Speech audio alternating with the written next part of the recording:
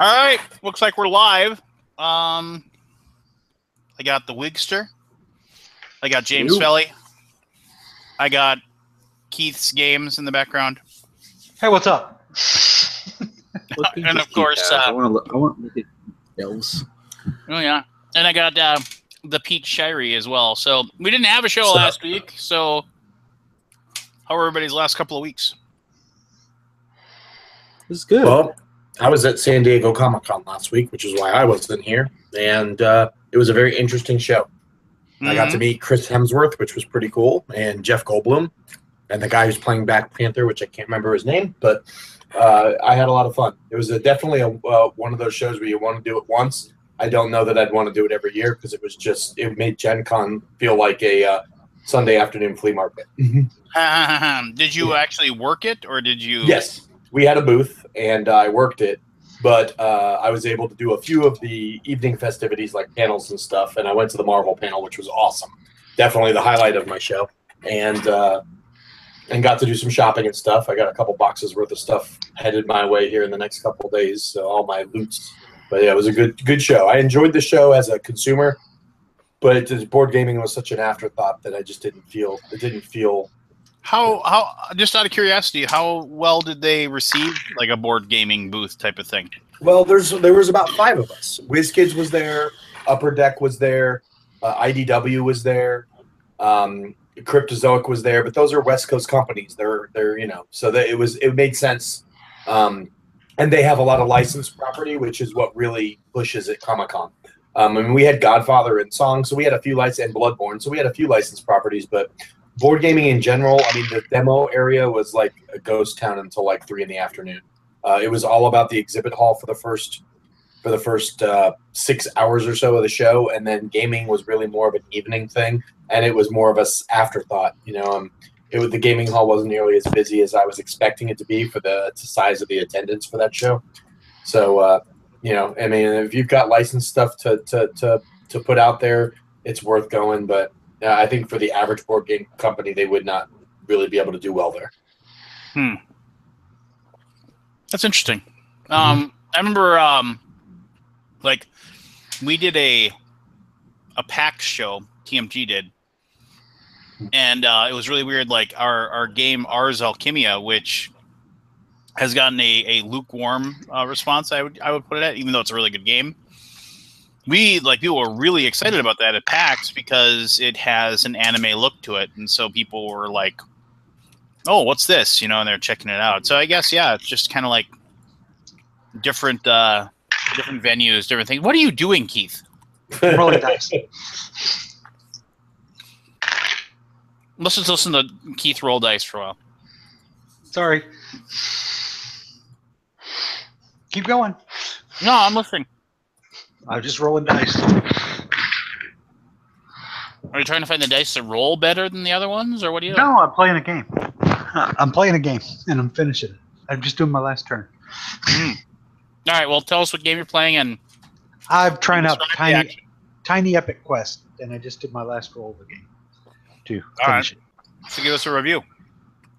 It's okay. It's better than most of the other Tiny Epic games. I literally was just testing it out, and I had 1 round to go. Does it feel anything like a little board game implementation of like a Zelda style adventure game? That's what it was. The art says I want to be Zelda. The exploration of the map, and you're going on the little dungeons. But I mean, it's a super light version of a board game version of Zelda. So it's okay. I enjoyed it for the first 2 out of 5 rounds, and then it got really repetitive. I played a game with my wife tonight. We haven't been able to get much 2-player gaming together since the baby came along, but made some time for it tonight. We played Spirit Island. Any of you guys get that from Kickstarter? I did. I did not.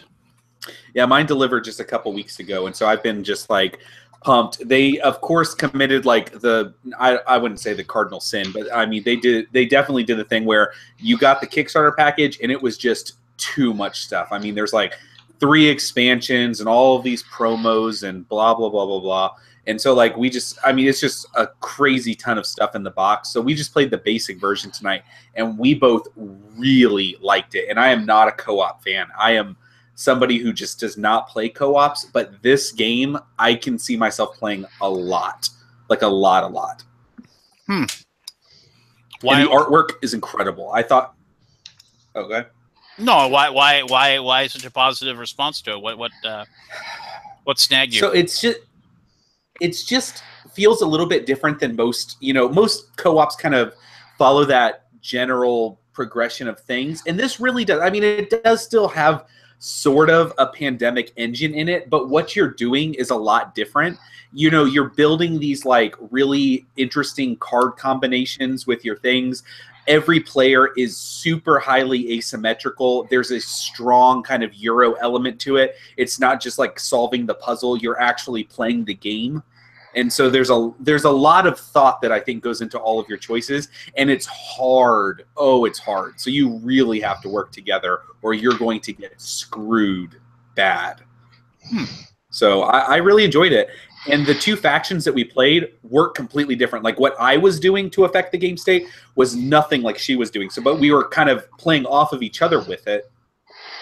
Kind of like, okay, I can get this done, but you're going to have to clean this up after me. And so we're going to have to do all this stuff. But they called it like when the Kickstarter came out, they called it like backwards Catan. How Catan, you're the explorers, you come onto the island and you settle it. So in this game, the AI is the settlers coming onto the island, settling the island, building up colonies and stuff, and exploring the island. And you're like the spirits of the island. And there's like 20 of them. And you're like, rising up to like try to force the invaders off, and kind of using like the native population kind of at your whim to do so and stuff like that. But it's really cool. Like my wife played like the river god, and so she was really good at like doing like these large sweeping stuff by the coasts. And then I played like the nightmare god, and so I was really good at getting a lot of fear and scaring them off the island. It was really cool stuff. So it's the board game version of that movie, right? What is it? Pandora? Was that the movie? Pandora? I don't know. It's a cool game though. I highly recommend it. It's is it the first game? So I don't know. Dice Hate Me combined with Greater Than Games, and now there's like Sentinels Comics, Fabled Nexus, which is what this one's from, and then Dice Hate Me. Is this the first Fabled Nexus game? I don't know, but I don't know what goes into what line. I know like Dice Hate Me is like their more Euro-y stuff, but yeah, I mean, it was really good. I like the names of the gods that they have too. So I played Shadows Flicker Like Flame, and my wife played River Surges in Sunlight.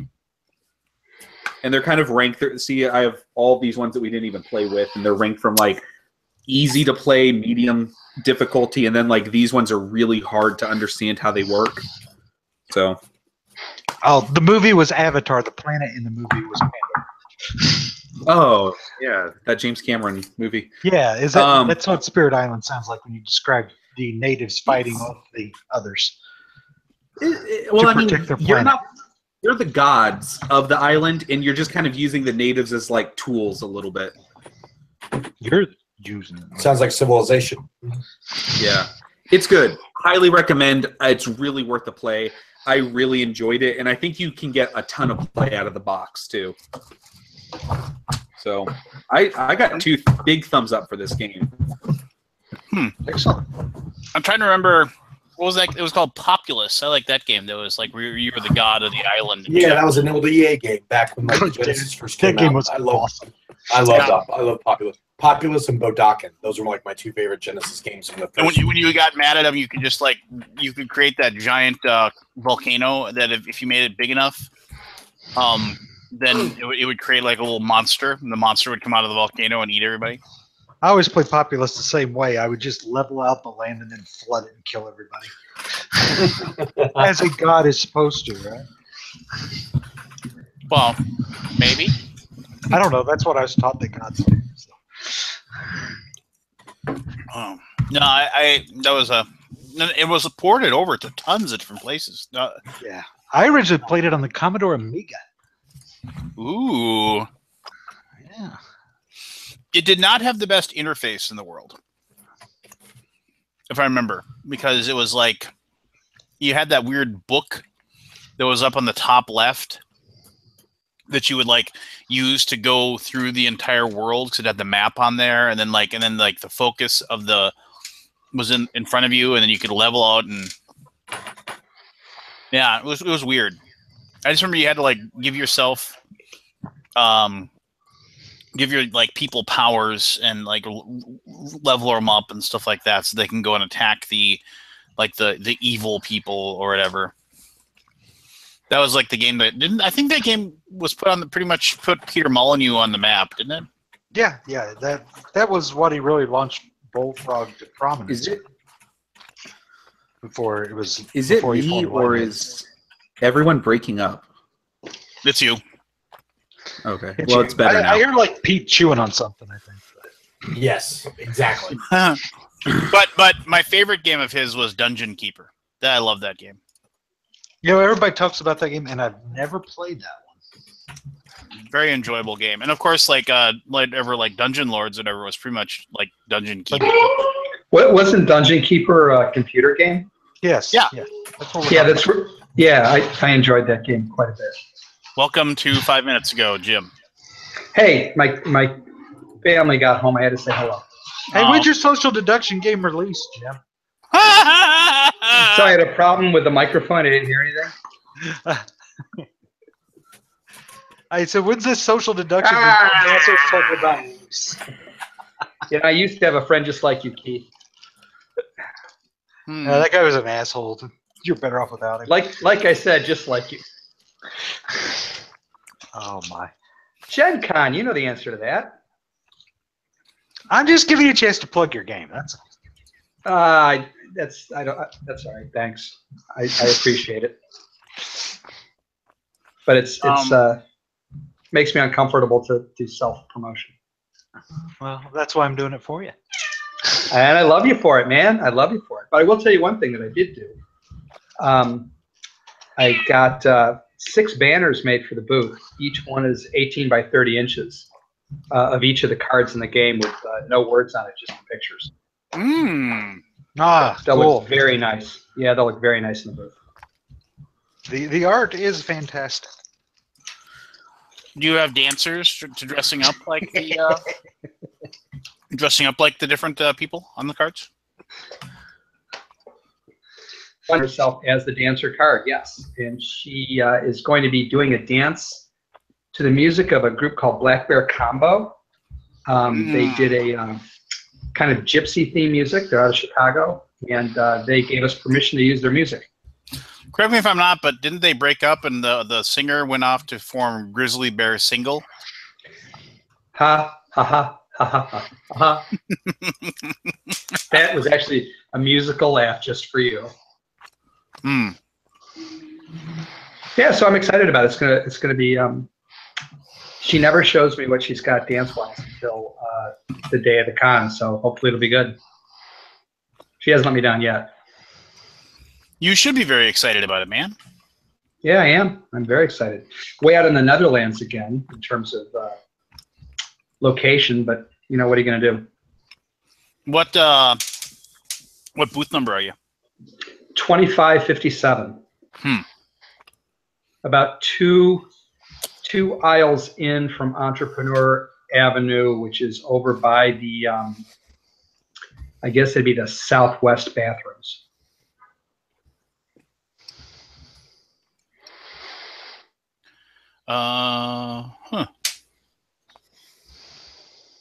Interesting. Yeah. So I got a question for everybody. So Comic-Con was last week. What was everyone's favorite trailer?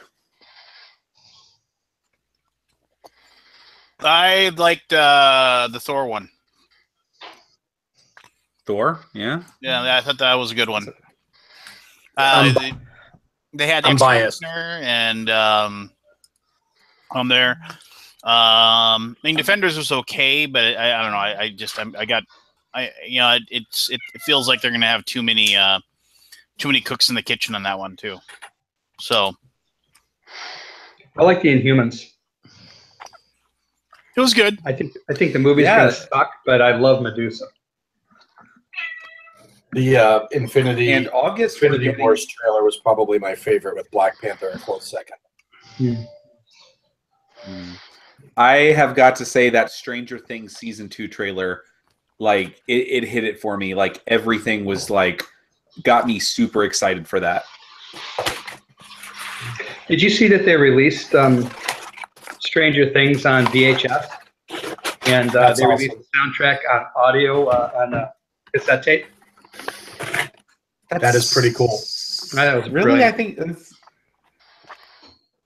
just I think it's to cool. have. Just to for have? collectors. People will Yeah, buy just it for- sure. just to have it. As long as it comes with like a digital download of the stuff, I'm fine with it. If it's the only medium and there's no digital code, then yeah, it would be just for nostalgia purposes.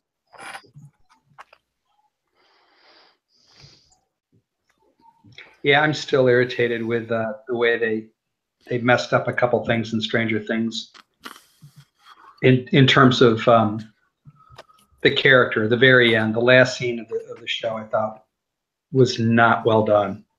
But I don't want to spoil it if you haven't seen it yet. I didn't watch a single trailer at a Comic-Con. Really?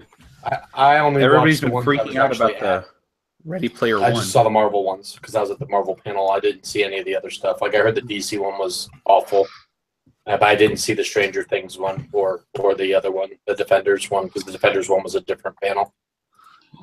The Ready Player One, that people have been going crazy about that trailer. It's a good book. I enjoyed the book immensely. Movie looks It is good. a good book. Or at least the trailer was pretty awesome looking.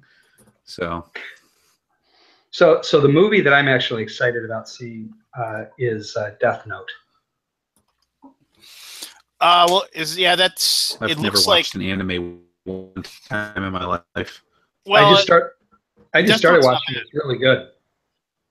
you know what's really good that I'm watching with my daughter? Sword Art Online.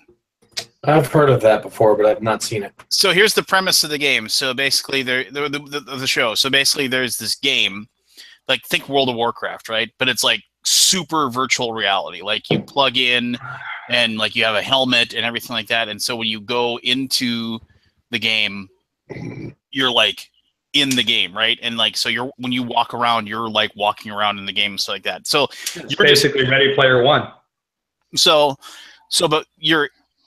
but there's like a beta test or whatever to see if it works, and then like basically these people, like everybody who beta tested gets dropped back down to level 1, and then they open it up, and so basically they have like, but they limit it to like 50,000 people or something like that. So all 50,000, it gets bought out. Everybody says it's the most amazing game ever. Like 50,000 people buy it instantly, and they're considered to be like the luckiest people in the world. They're going to get to play this game. They log in and they start playing, and all of a sudden, all of them realize that they can't log out of the game. Like the game won't let them log out, so they're stuck in the game and they can't go back to their own reality because everything they do when they move, they're not getting out of the game. Why And then don't all you just take off their headsets? Because they can't move. It's like the whole thing is it's a complete immersion game where they can't remove their headset. They can't do anything physically in the real world. And so then what happens is that all of a sudden then there's this big announcement, and the person who created the game says the only way you can ever get out of this game is if you there's basically this big tower, and each level of the tower is a fight. And you have to get to level 100. And if you get to level 100 and defeat the final boss, then you are finally able to log out of the game. If somebody like physically removes you from the game, there's like a thing inside the helmet that'll kill you. And if you die in the game, you die for real. And so he's trapped. The designer of the game trapped like 50,000 people in this game, and they have to fight their way out of it. And it's really good. I was like, oh, I'll give this a shot. And even though it's all English subtitle, like my daughter is just enamored with it. She thinks it's like the coolest thing ever. She just she keeps going ahead of me on episodes. I get upset with her. So yeah. So Sword Art Online, yeah, definitely worth watching. But there you go.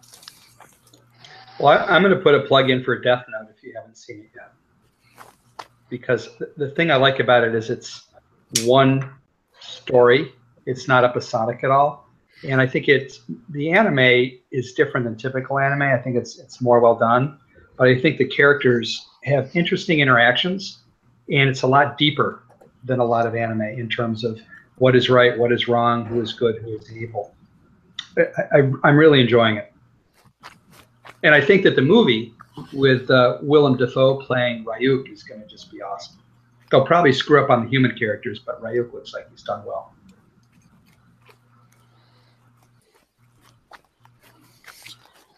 But there you go. Oh, while we're on animated stuff, and anybody who isn't watching One Punch Man, you need to watch One Punch Man. One Punch Man is both hilarious and awesome. Anyway, go ahead. Someone's got to do something to talk me into an anime because I have never been able to get into one.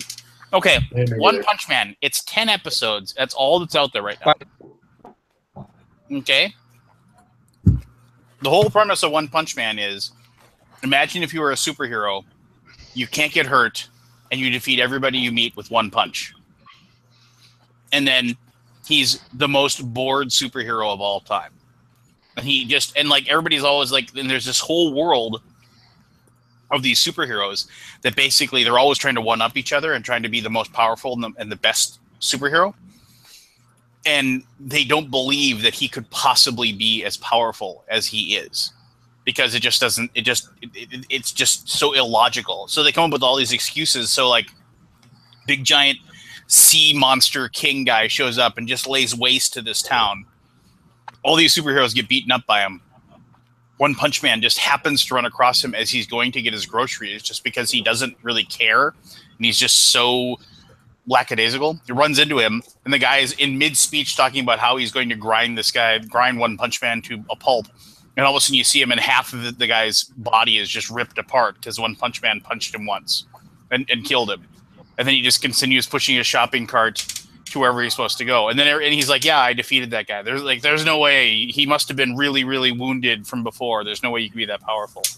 It's anachronistic and hilarious. And it also, it's just all based on this guy, One Punch Man, just being incredibly bored with everything in his life.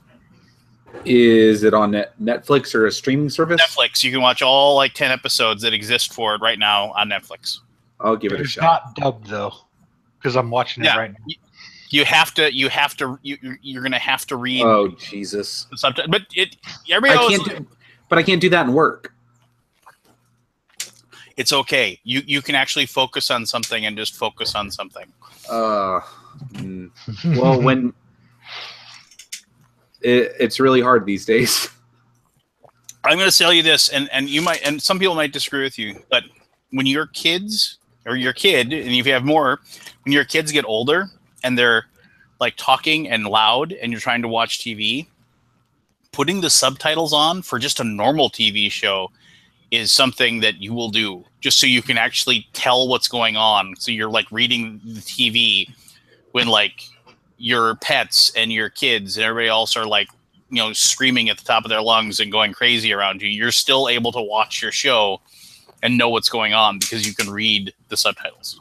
I'm going to second that and also throw in it works for British TV shows too. Yes. When there's been so many times, like even like Game of Thrones, like when we watch Game of Thrones, like sometimes you'll get in that spot where like there's a lot of background like noise or background music or they're mumbling. And you're like, what the hell did they just say? Having the subtitles on. I love having the subtitles on for normal TV. Just love it. Just because like you don't miss anything then. I like the subtitles in Death Note. They tell exactly what's going on, but in a much more formal language than what's actually being dubbed.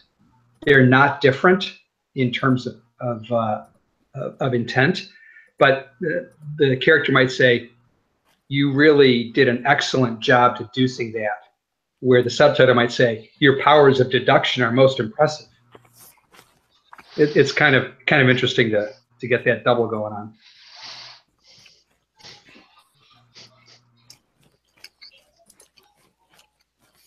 Anyway, I see I've impressed everyone. you have impressed me a great deal. All right. So,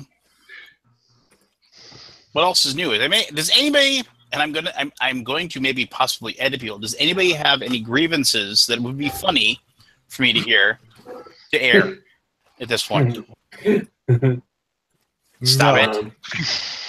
No, I'm not going there. Nope. I've actually been at San Diego Comic-Con. I was so busy. I will say this: that there were people in San Diego protesting the Comic-Con people. There was a religious group there that protest I get, but there was a lady actually walking up the sidewalk in her church Sunday best, spitting on Comic-Con people because she believed they were sinners. And that form of protest really aggravated me. A friend of mine got spit on, and I was very disgusted by that whole act. It's one thing to protest and have a stance. It's another thing to do something that vile to someone just because you don't believe in what they like. So it's called assault. Yeah, I hate Yeah, call the to cops come on in her. that car, but I would just call the cops on that person. And then she was called. The cops were called on her, but with that many people out in the streets, it was very easy for her to duck away and get away. It was just pretty disgusting. Thank you so much, Dad. So Gen Con is coming soon. It is 3 weeks from today. So- We'll be there. So when are you guys getting into town? Tuesday.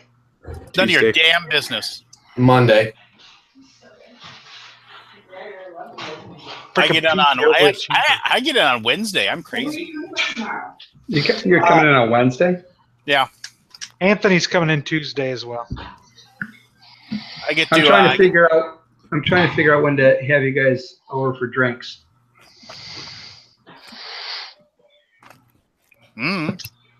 Tuesday, I won't be there. That would mean more for us. Anthony and I are coming in. I mean, I'm driving up the whole hour trip on Tuesday. Anthony's driving in Tuesday. Anthony, I think, is busy Tuesday night. So, and then I don't know what else is going on from there. Let me know what Wednesday. Monday? You crazy guy. Yeah. Well, we have a very large booth, and we've got 50 some odd volunteers to train. So yeah, we're staff are coming in like Monday, and then we'll be running training Tuesday, Wednesday, in preparation for the show on Thursday. Are you going, Joe? Me? Yeah, I'm going to be there from Tuesday all the way through. For work or for pleasure or both? For 100% work. I don't get much for pleasure out of this group. I don't get much pleasure from attending Gen Con. I went 1 year and it was miserable to me. The next year I started working for Capstone and I loved it. And I really enjoy what I get to do there for Panda. So, I mean, I'm excited. That's cool. I'm purely for pleasure. And Gen Con is how I got into the hobby. So it has a special place in my heart, even though it's a love-hate relationship now, kind of. I love to see the people. I hate the crowd. Have you scheduled a whole bunch of events, Keith? No, let's see. I scheduled the parking lot, and I scheduled the math trade I'm doing. That's the only thing I've scheduled. Do you know if Gen Con's going to have an unpub room?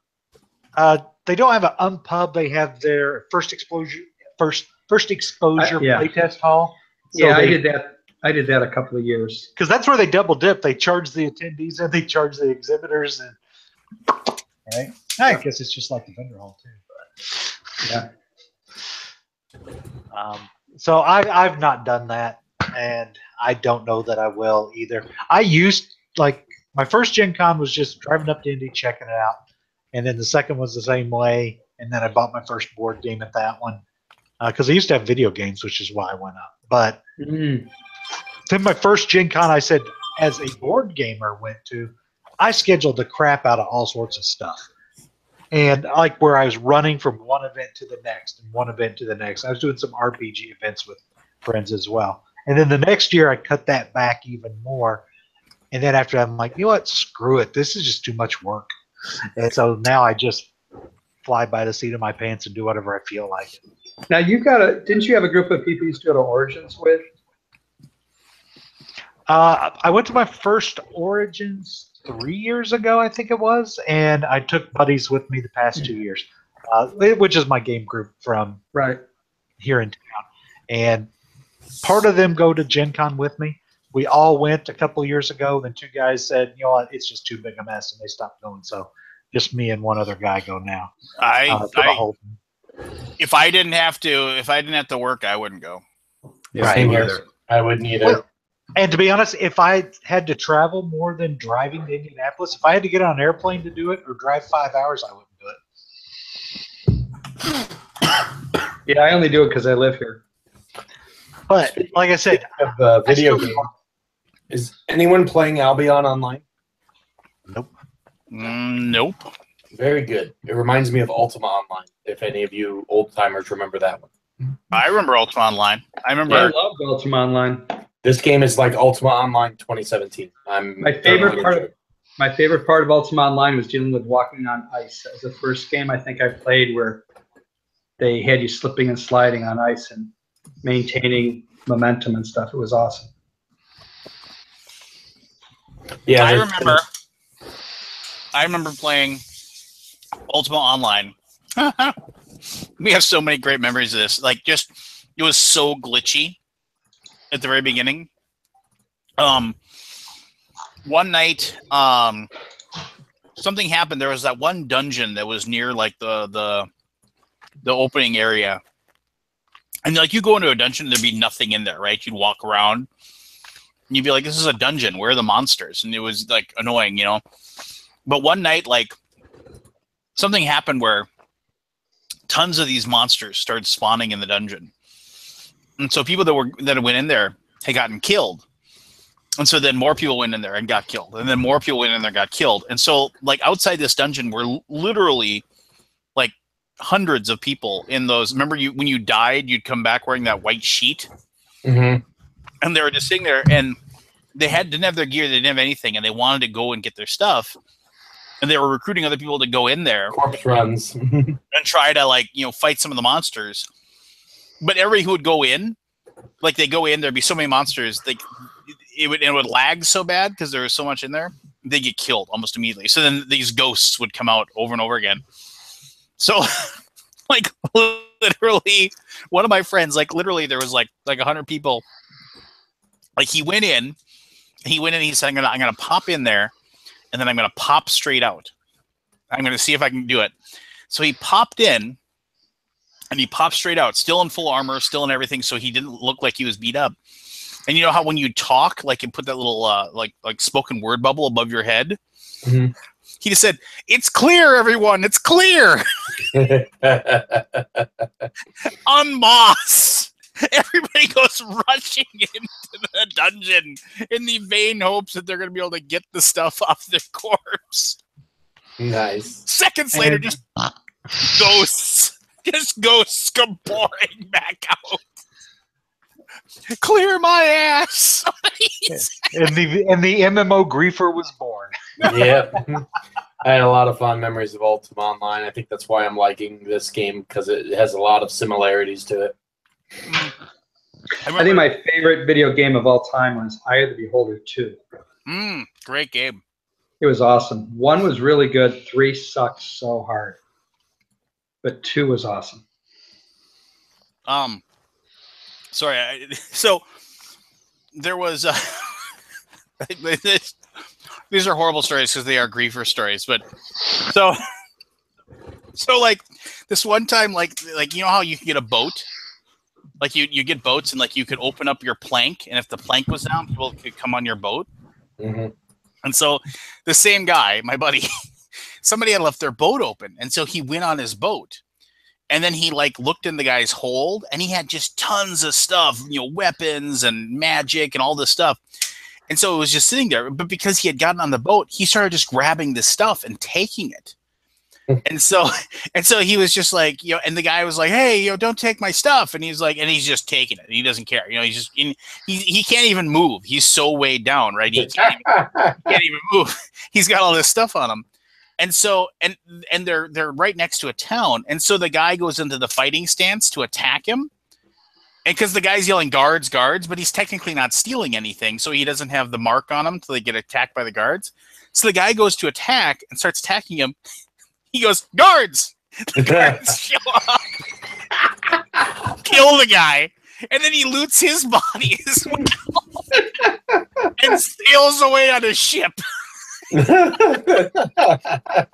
then so then literally like later on, I'm like, we're laughing about this, and he's like, I gotta figure out a way to. So he puts all this, takes the stuff off, puts it in the ship, and then he puts he like so he can move, and then he locks the ship so nobody else can get it. So now he's got all the stuff, and so then this guy is standing by the edge of the where the his ship was, and he's standing there, and then another guy, one of my friends, came over to talk to the guy. He's like, what's going on?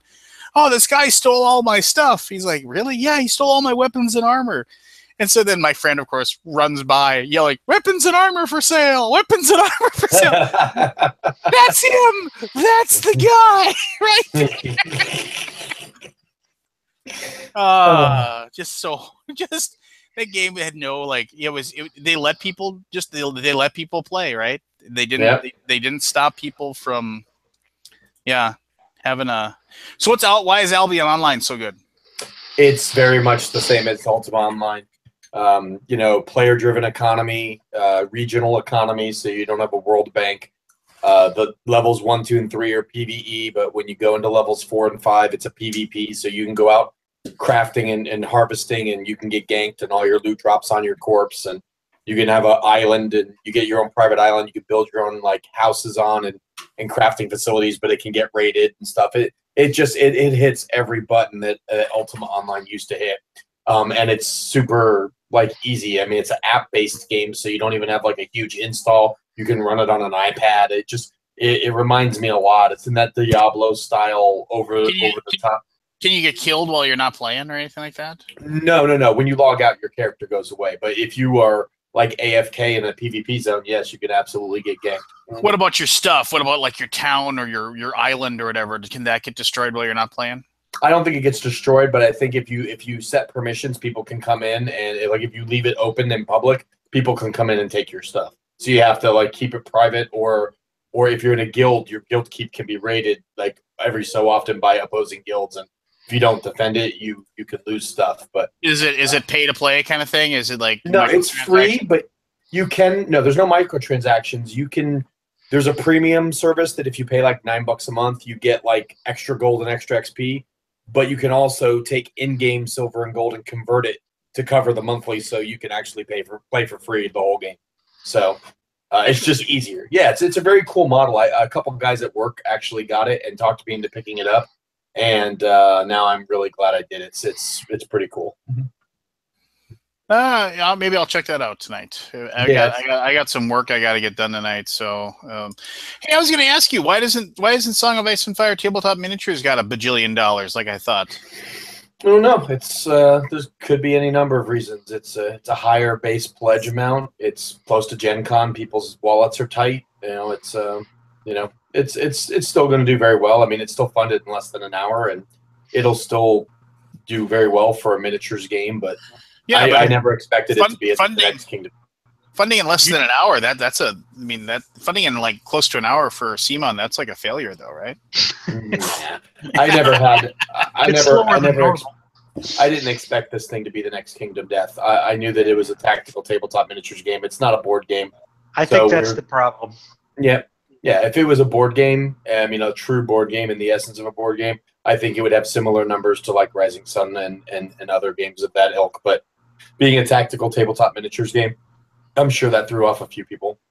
And it's fine. It'll do what it does, and it's got a ton of stuff planned for it. So, I think it'll do better in retail than it will do on Kickstarter anyway. So. Yeah, I think the fact that, I can't buy in and get every possible army that will ever exist up front and right now may actually back people off. Yep. And then we did that. That's part of the reason. I mean, it's there's a few things that I think probably hurt the campaign and timing and all that, but I still think it's going to do very well, and I'm not worried about it at all. I think it's going to be just fine. But you had George R. R. Martin himself tweeting about it a couple of times. Yep. Yep. The owner of the company actually went to his house to show him resin miniatures and stuff. I think there's a picture of it on the Kickstarter page of him standing there with Doust and the guy who owns Dark Sword Miniatures. The three of them sitting at George R.R. Martin's house looking at the resin sculpts. So. Well, I'm not going to back it now because you took time away from when he should be writing. I actually made that comment the other day about that. I'm like, you could write the book faster if you'd quit tweeting. It took forever to write that book 140 characters at a time. Nice. All right, well, I think Jim has like the shittiest before and after of all time planned for us. Yep, I'll be playing I'll be on online while you guys are doing before and after. Just wake me up when it's over. Well, I don't know anything about Doctor Who. Nope, I know zero. You could tell me the answer and I'd still get it. Pete, you been watching Shark Week? Absolutely, I actually have been watching. I lost money on that great white shark versus Michael Phelps match. Phelps threw it. I knew he wasn't going to. I was about to. When I saw this subject, I'm like, well, that's stupid. Physics tells me great whites can move fast enough to throw tons of mass all the way out of the water. I doubt Phelps could even throw himself all the way out. Hey, Cheech. How you doing, bud? Hey. Oh, He's going to make a bong out of that. He's snacking.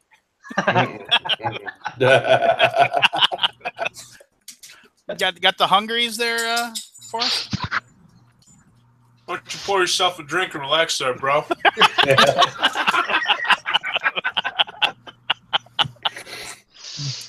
Hey, thanks for being on the podcast, by the way. That released on Friday. No problem. Thanks for having me.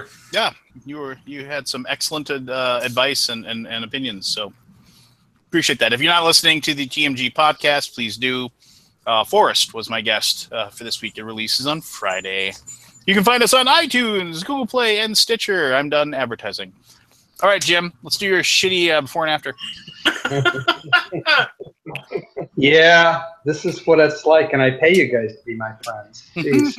Well, your mom didn't get to give me my most recent $11 check, so. So here's the deal. I'm going to make it easy for you. I'm going to let you guys all pull up something online. No, because I have all my joke answers already written out for myself. So yeah, Lance and I are just going to use spoilers for Game of Thrones as our answers. No, because I'm still on season 3, damn it. Oh, that's ice. We already spoiled everything for you last show. I didn't. Are listen. we I not wasn't talking paying Game of attention. Thrones tonight? I wasn't don't paying watch attention. Game of Thrones. Well, I can give these to you, or I can set them aside. I only put it together. You do whatever you want. You work on it. Because Lance made a big stink about Doctor Who, and I'm a Doctor Who fan. how is it a big stink? I just said it was one of the worst shows I've ever seen.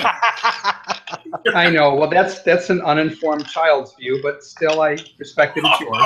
Oh my God. So I forced myself to sit through like 3 episodes of the new show after watching the crappy old PBS show that I had to watch because it was the only channel that I could get in my The show isn't good. So anyway, the thing you need to know about this particular one is that the name's in the middle. Some of them may be plural when they need to be singular. That's the only liberty I took. Are these Doctor Who And you'll ones? catch the theme very quickly. Yeah, you'll get the theme very quickly. Are you ready? Mm. All right. Number 1. Title and first name of the eldest child of Charles and Diana and the first Doctor. Lance. Lance. Jamie Lannister the pot. That is not correct. Mm.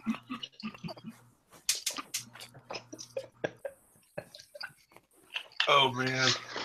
I've only watched 5 episodes of Doctor Who. All right, time's up. Prince William Hartnell.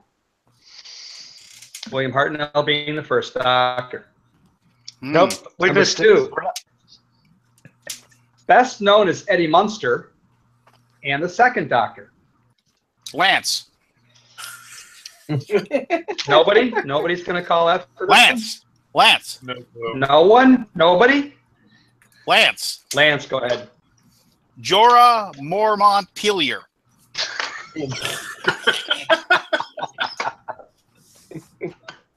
Best known as Eddie Munster.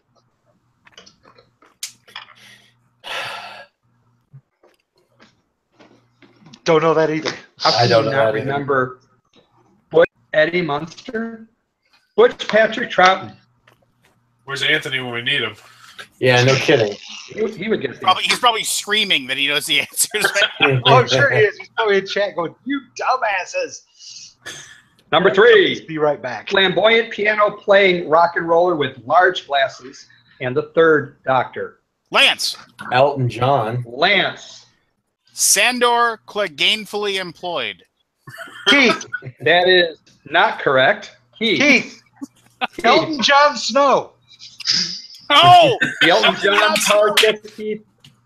Elton John Keith have a Snow. point. Keith is now winning with 1/2 of 1 point. Sweet. Number 4. One of the Mackenzie brothers and founder of Wendy's and the fourth Doctor. Lance. Lance. Daenerys Targaryen. No, wait a minute. If you cannot pronounce your own answer, you automatically lose. Aw. Keith. I'd say you lose a half. Point. Keith. Dave Thomas Kincaid, painter of lights. For Dave Thomas. So Dave Thomas Baker. Keith's winning with 1 point. Broadway star, Golden Globe winner for Pennies from Heaven, and the fifth Doctor. Lance. Lance. Robert Baratheon. I'm sorry, that is incorrect. Oh.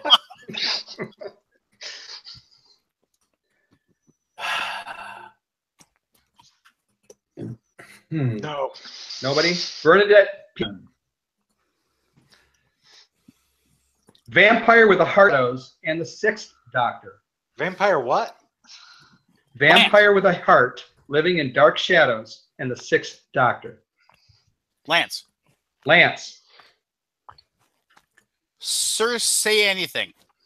You know that's almost right, but it's not.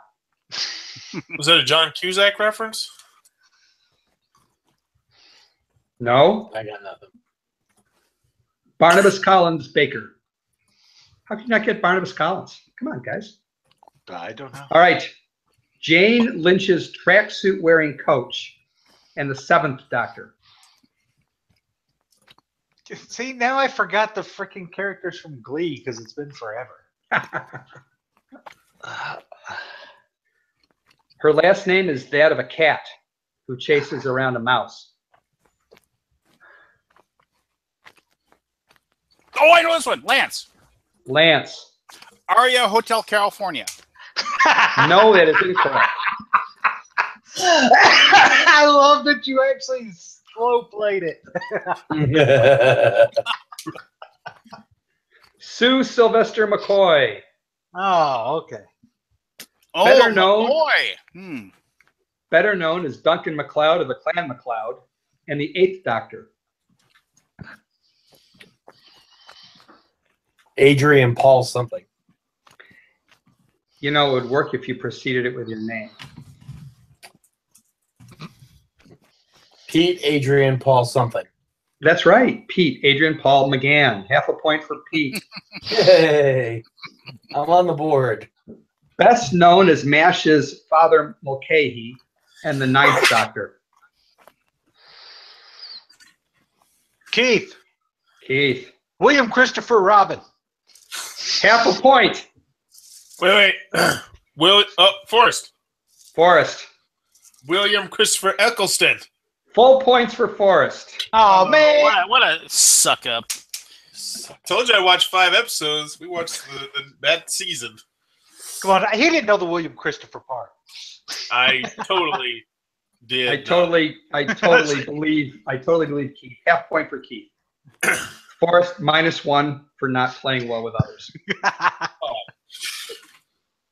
Comic book writer for X Factor, Fallen Angel, and 12-year run on the Incredible Hulk, and the 10th Doctor? Lance.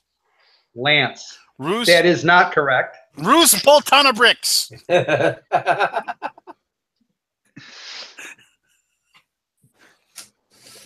Still got nothing.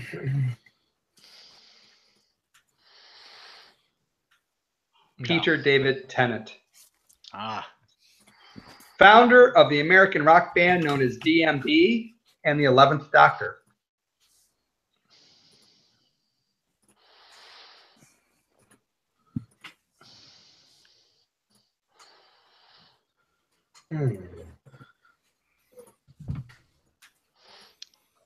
This is great radio. Dave Matthews Smith. And the last one, which I know you're all going to get. Well, I will actually. I apologize for not taking this as seriously as I should have. You've obviously put a lot of work into this list of before and afters, and I never want you to ever think that I don't appreciate the extra effort that you take away from your other pursuits and your family in order to attempt to entertain us. And so I just want you to know that I'm going to take this one very seriously. I don't believe you at all. I don't even pretend to believe you. And I want you to know that yes. So there you go. Right. I will seriously try this answer. I will try to answer this one correctly because I know a little bit of Doctor Who stuff. I don't believe you, but I will try. Are you ready? Here we go. Yes. The first Pope ever of the Catholic Church and the 12th Doctor. Oh, I know this. Lance. Lance. Do it, Lito. Winter is coming, the merciless. That is correct. I lied too. Keith. Keith. Pope Peter Jehoshaphat. Oh, so close. Pope The Peter Cushing. Jehoshaphat part was incorrect. Pope Peter Sellers. Pope Peter the Great. Pope Peter Capaldi. Pope Gesundheit. Little Peter finger Pumpkin Eater. sandwiches. Ooh, I like it. All right. Pope Peter poking through. Here's an easier one. I'll give you a hint. The answer is 5. Number of assholes displayed on the bottom of my screen. Oh, come on. Pete, Winter I'm is pretty sure coming, there's the 6. merciless. There's Jim, 6. Keith, Lance, and myself. There's 6 of them. Oh, come on. Hey, I got one right. Legit. Yeah, well, you got the second half of it. Winter is coming, the merciless. Hey, I at least participated on the ones I did. So did I, All right. which was none of them. So you've got So Keith, you have initials, right? No, Anthony had initials, and we didn't know he wasn't going to be on. Oh. So I don't think we have initials. Let's come up with a new game. We can do it. We are 6 assholes. We can figure it out. I could do initials impromptu, but it would not be quite as good. It would be horrible. I mean, when I put initials together, it takes at least an hour to like. Yeah, it takes me a good hour to 2 hours. Here, I have an idea. While we're all discussing random events, everybody pick a set of initials and one clue, and we'll all just do initials one after the other. We'll do 6 questions, and it'll be That whoever. sounds like work. That sounds a lot like work. Yeah, it really does. I think we can just skip initials once. That's unfortunate. I look forward to initials, especially when Anthony isn't here, because then I can win.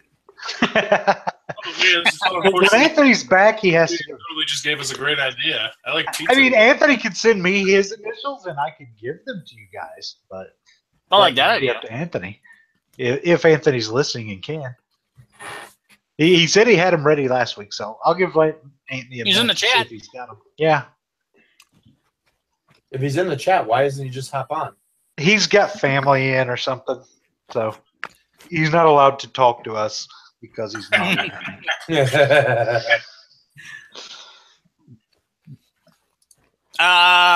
Name an old movie that you enjoy playing that a lot of other people like that you'd have to make a case for somebody else to watch. What was that? An I old didn't hear- movie that you enjoy watching that you have to make a case for so other people would watch it with you. Yeah, to convince them to watch it. Other contemporaries or my kids? Hey, just anything. King. Major League. It's a movie about an Rad. Amish guy who's good at bowling. Rad. Rad is a movie that I love to watch, and I have a big nostalgia for it. I grew up a BMX kid back in the 80s, and my kids, my wife, have zero interest in it, and I have to practically pull teeth to get them to watch it. I'm going to That throw and out The Repo Last Man. Dragon. Last Dragon and Rad. I love watching both of those movies at least a few times a year, and I usually end up watching them alone. Are these bad movies that we're trying to make a case for? No, they're Not good. me. They're movies that you really like, but like if you said, "Hey, let's watch this," people would say, "Nah." Repo Man. Oh, Reaper Man. I found out that a whole bunch of people I was playing games with have never seen Demolition Man. Oh, so good. Wow. Buddy, man, it's like the best trashy movie ever. Dennis Leary said that he doesn't remember anything about that movie. He said Really? he took the money and he was like high on coke, like throughout like the entire thing. He has like almost no recollection of even being on set. Wait, Dennis Leary's in Demolition Man? Yes, he is. Who the hell is he? This is Stallone one with Blade? He's the leader of Yeah. like the underground people. Oh, yeah, that's right. They eat the rat burgers. Okay. Oh yeah. For me, it's like The Burbs. Trying to convince somebody that like The Burbs with Tom Hanks and Rick Dukeman and Hanks? Carrie That's not a Carrie bad Fisher, movie. rest in peace. Yeah, The Burbs. I remember seeing it originally, but I don't think I've ever watched it since then. So good, so hilarious.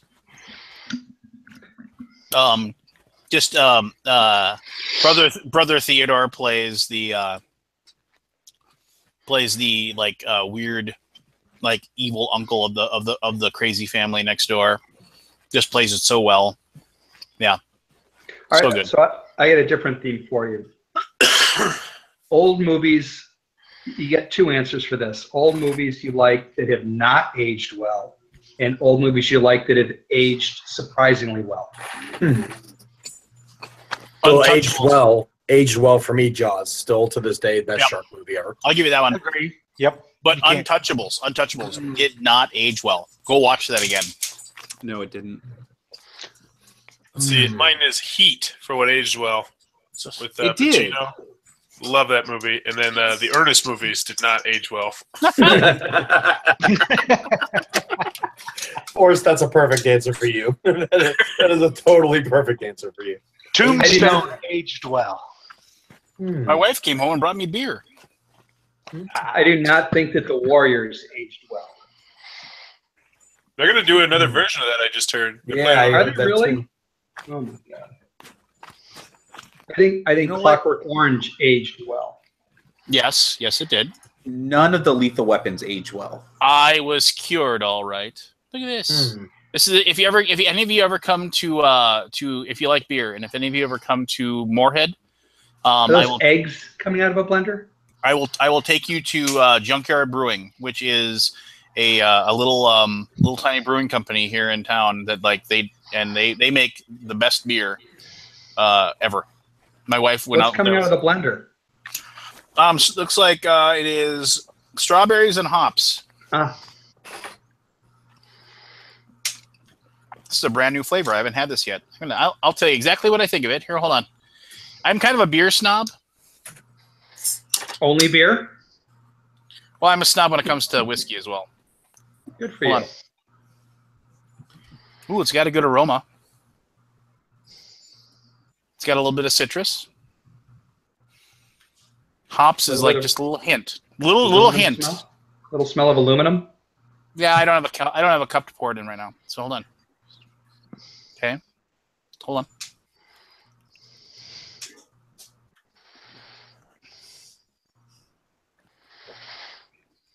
Oh, that's good. It's got the dry hops thing that I like. I don't know if you like hoppy beers. Like it kind of like has like a feeling of if you know what hops is, it's just hops are like a really cheap thing you can put in beer. That's why a lot of hoppy beers are created now. But the strawberry, and I think it says there's pear in it as well. But the strawberry and vanilla as well. That like it kind of cuts away some of like you can get a really bad hops aftertaste after you have a sip, and it can ruin it. But this is actually like the citrus end of it actually is really good. This is fantastic. My wife loves me. No, it's very good. Did you have some, honey? Yeah. What did you think? I think Howard the Duck probably did not age very well. Howard the Duck didn't age well the day that it came out. It should never have been made. Clash of the Titans did not age well. There again, I put with Howard the Duck. Yeah, nowadays that movie's. You know what did age well? Christopher Guest movies age well. I think those are timeless. Really? I really do. I think if you enjoy that kind of humor, you'll always find them enjoyable. Want to feel old? For those of us who are old. Hey, what's that, Sonny? Princess Bride turned 30 last week. And it aged well. Awesome. That aged very well because it's still a great movie. Me and my wife will sit down. That Goonies aged well. Have you ever read the book, Princess Bride? Oh yeah. But I love that book. That's like my least favorite Christopher Guest movie, though. I mean, I like his. I prefer his like Spinal Tap, Best in Show. That new Mascots one that was on Netflix. But that's not really a comparison because Princess Bride isn't a Christopher Guest movie. Princess Bride is a movie that Christopher Guest is in. True. He's a guest, you might say. He's too late. We're here. All right, so the cliffs of insanity. Here's a movie. Ghostbusters. Ghostbusters will always age well. Yeah. Here's a movie I will always watch. Whoa! I want to say one thing. About Ghostbusters. Oh, yeah. I pointed this out to my daughter. I said, "Here comes my favorite line." When he goes, "Wait! I always wanted to do this," and he pulls the tablecloth, and everything falls off. But you hear him in the background, and the flowers are still standing. Yeah. Anyway, go ahead. Jason and the Argonauts. I think that the battle with the skeletons is still one of my favorite scenes of any movie I've ever seen.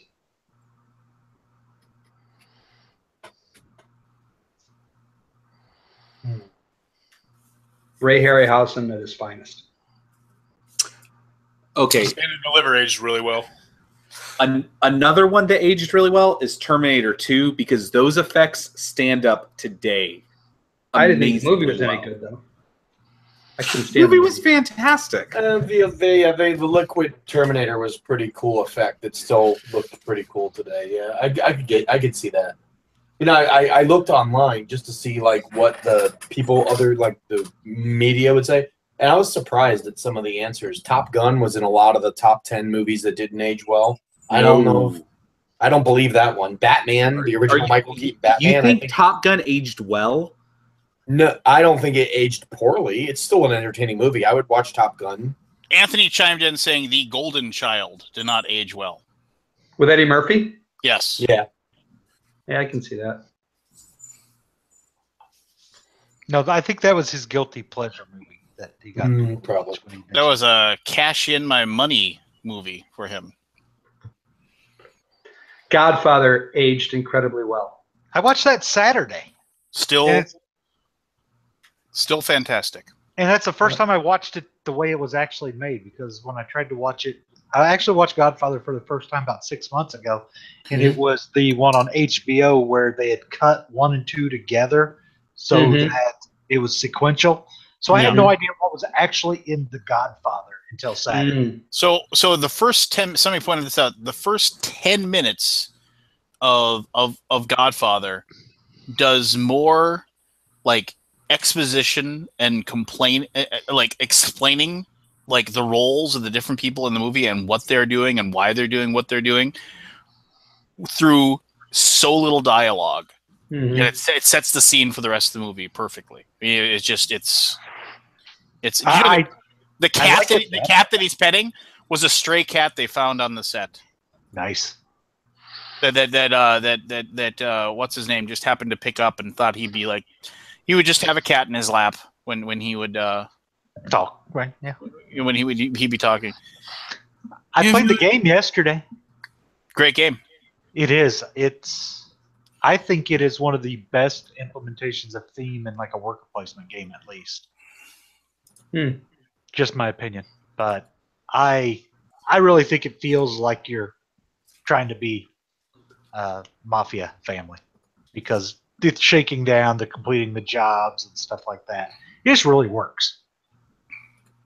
Alien is another one that I think aged very well. Aged very well. What was it when he said, if you had come to me in friendship. I can't do the voice. I can't remember the last time you offered me a cup of coffee. Yeah, if you come to me in friendship, this scum will ruin your daughter will be suffering this very day. And if by some chance an honest man like you would had enemies, they would become my enemies, and then they would fear you. So good. Such a great movie. Now I want to watch it like right now. Yeah, it's like in my top 5. That Godfather, and the thing is, 2 is a better movie in so many ways. Mm-hmm. Yeah, but you have to watch the first one to really appreciate 2. Now I can kind of pick on the Godfather a little bit from the standpoint of like people go out to do a hit on the Godfather and can't get him killed when there's nobody to even defend the guy right there. They can't just put one in his head. And to take out the other one, it takes 87 guys with Tommy guns to take him out. But by God, later on, they can do it with just like pop right in the street and everybody's done. So they got much better at being efficient killers as it went. Do you reject Satan in all of his works? I do. Bang. Yeah. Oh, Paulie. Won't see him around anymore. Yeah. And it also one of the best. I'm also green.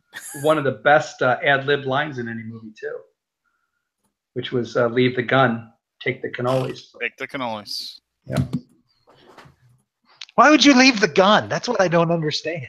Because when that's when they leaving the gun or dropping the gun, basically what it is like you just you're not going to use it again somewhere else, so they can't pin the murder on you.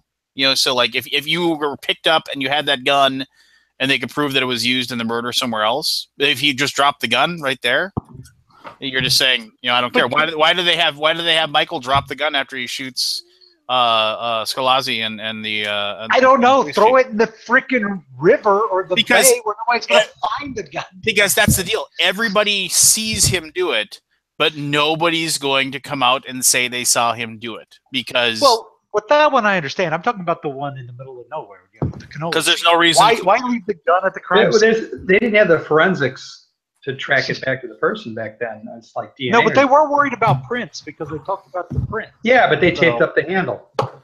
Yep. No, on that one, but not on the other one. Right? Well, I mean, you didn't see it, but the whole thing is that they just don't care. Like they own the cops, they own the judges, they own everybody. They just don't care.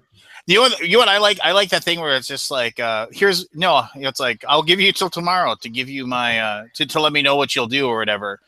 And like, he's supposed to pay that senator $40,000 or whatever. And he's like, I'll give you my offer. I'll give you my offer right now. My offer is nothing.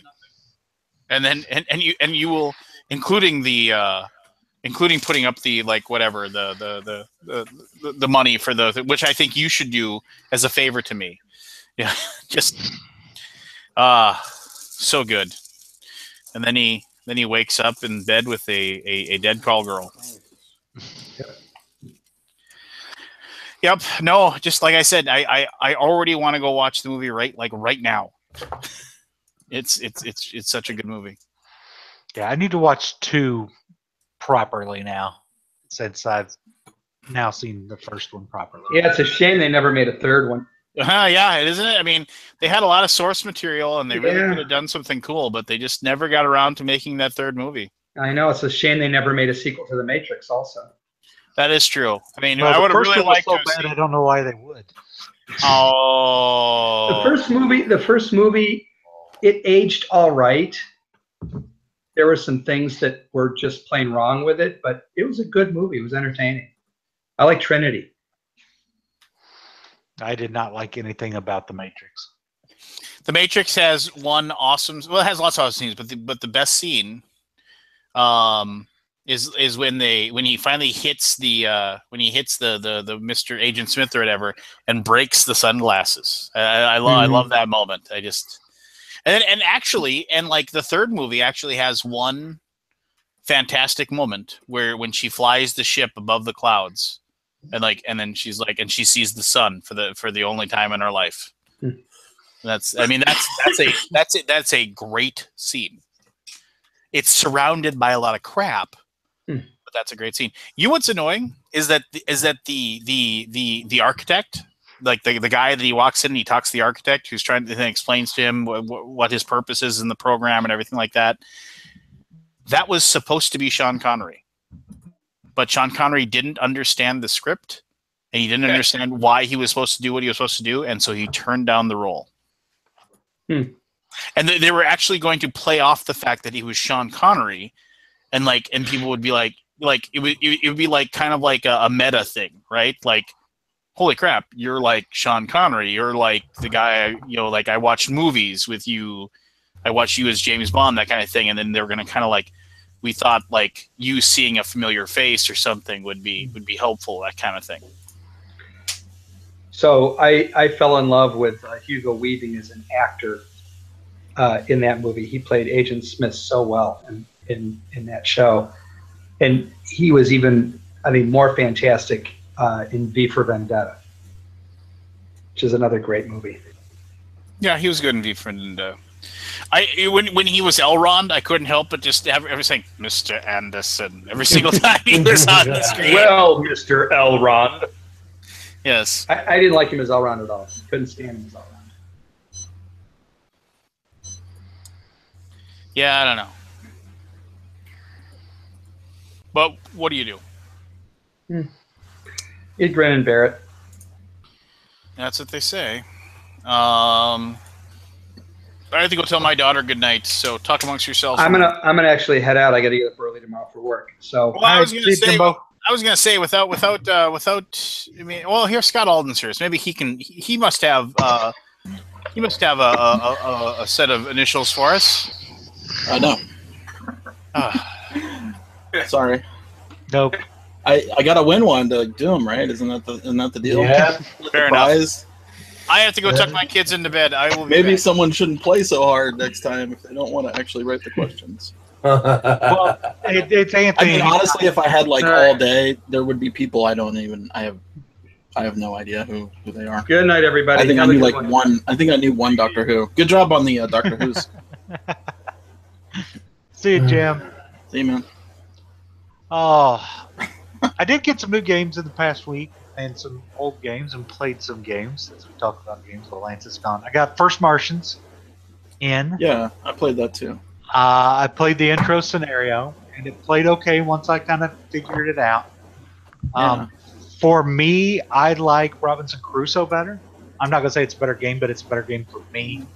Because, I mean, the mechanisms are about the same, but I prefer building snares and campfires and cooking pots to changing cubes from green to red. Can I ask you a question, though? That board, when I saw the board for First Martians, I was just, my initial thought was like, this does nothing for me. This is literally nothing but a set of tracks. I was like, and I lost all interest. Problem. Now you know my problem with the game, right? Because the board for Robinson Crusoe is like top 10 prettiest boards in all of board gaming. Right. And I was expecting something very evocative of The Martian, like something very like surviving on space. Instead, it just looks like a NASA control computer. Like I just was like, oh, whatever. I shouldn't say anything, but there are things like that in the game, but you won't see them if you play it. Only the missions that you see visibly to you.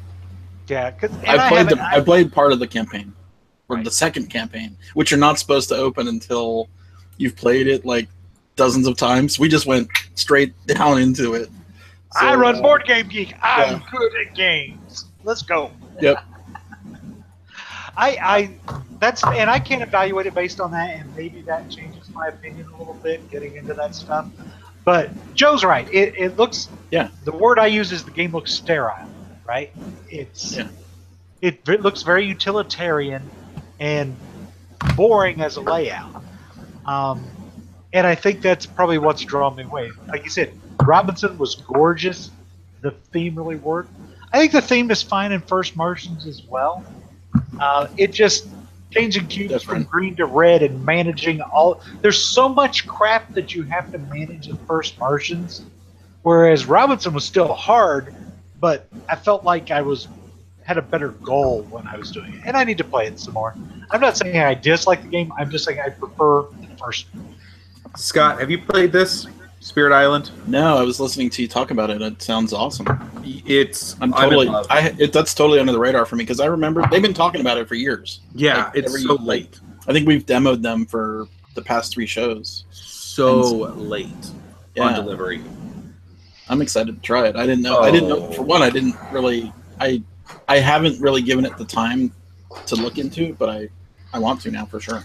I'm raving about it. And see, this is not a game for me too. That's kind of how I'm like metrically looking at how good I think this game is, because this game should not hit for me. It's co-op. I hate co-op. It's it's very thematic. I'm not into that. It's asymmetrical powers, not really my thing.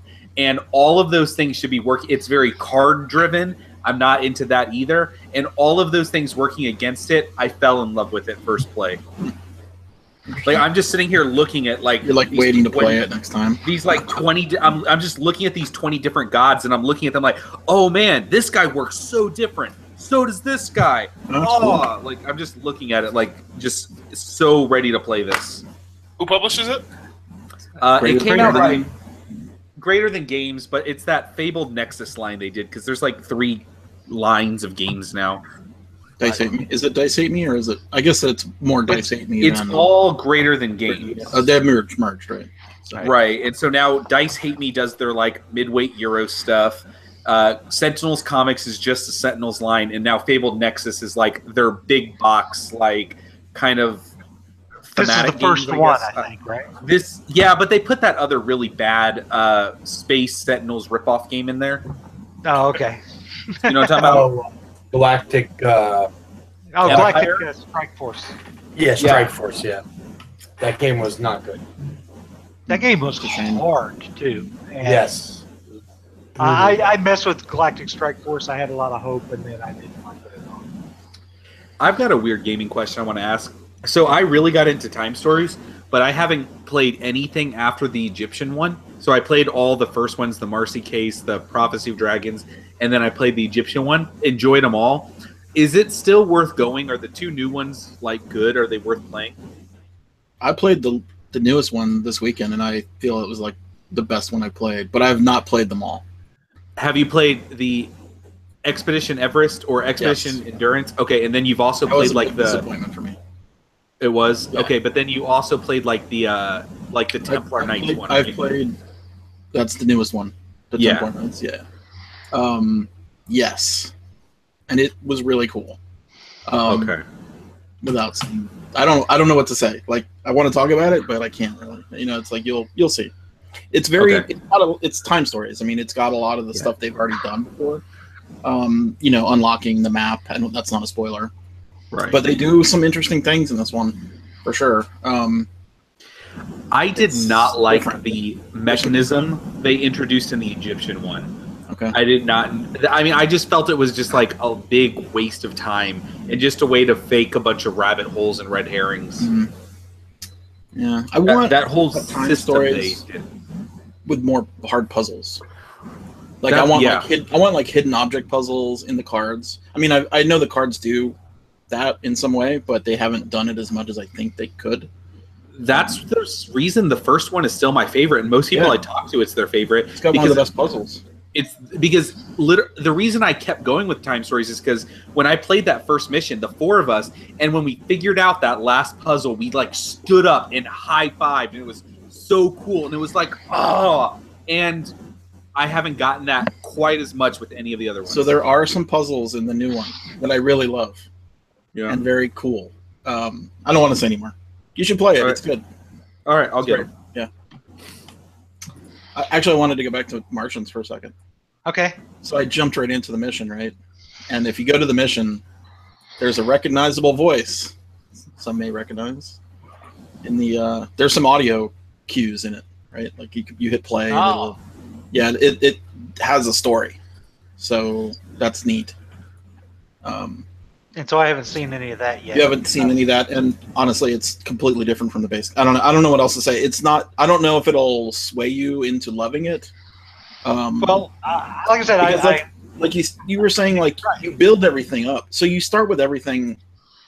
First Martians, you start with everything on the board.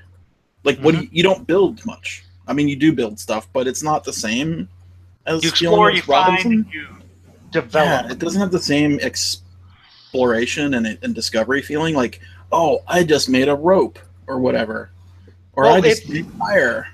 Right? It's like they're the opposite of each other, right? In Robinson, you start with jack shit and have to build your stuff to survive. In First Martian, you start with all your shit and it all just goes to hell.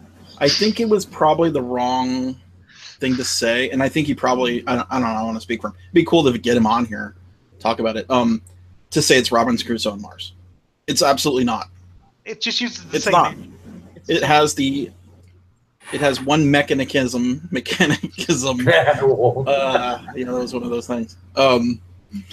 It's got the pawn placement and the success dice in the event. Exactly, and that's a mechanism. That's a mechanism. Yeah, right. Those are mechanisms, and they are not Robinson Crusoe, right? They are mechanisms of games that other people have used. Worker placement for one, and you have health for two, and you have maladies or permanent, They've things got that the happen. same core engine. I just wish he didn't say that because I think that set an expectation, which I think is super hard to fulfill. Like he was saying it for months. Like the hype is huge. You wanted to bring it back down. It's a different game.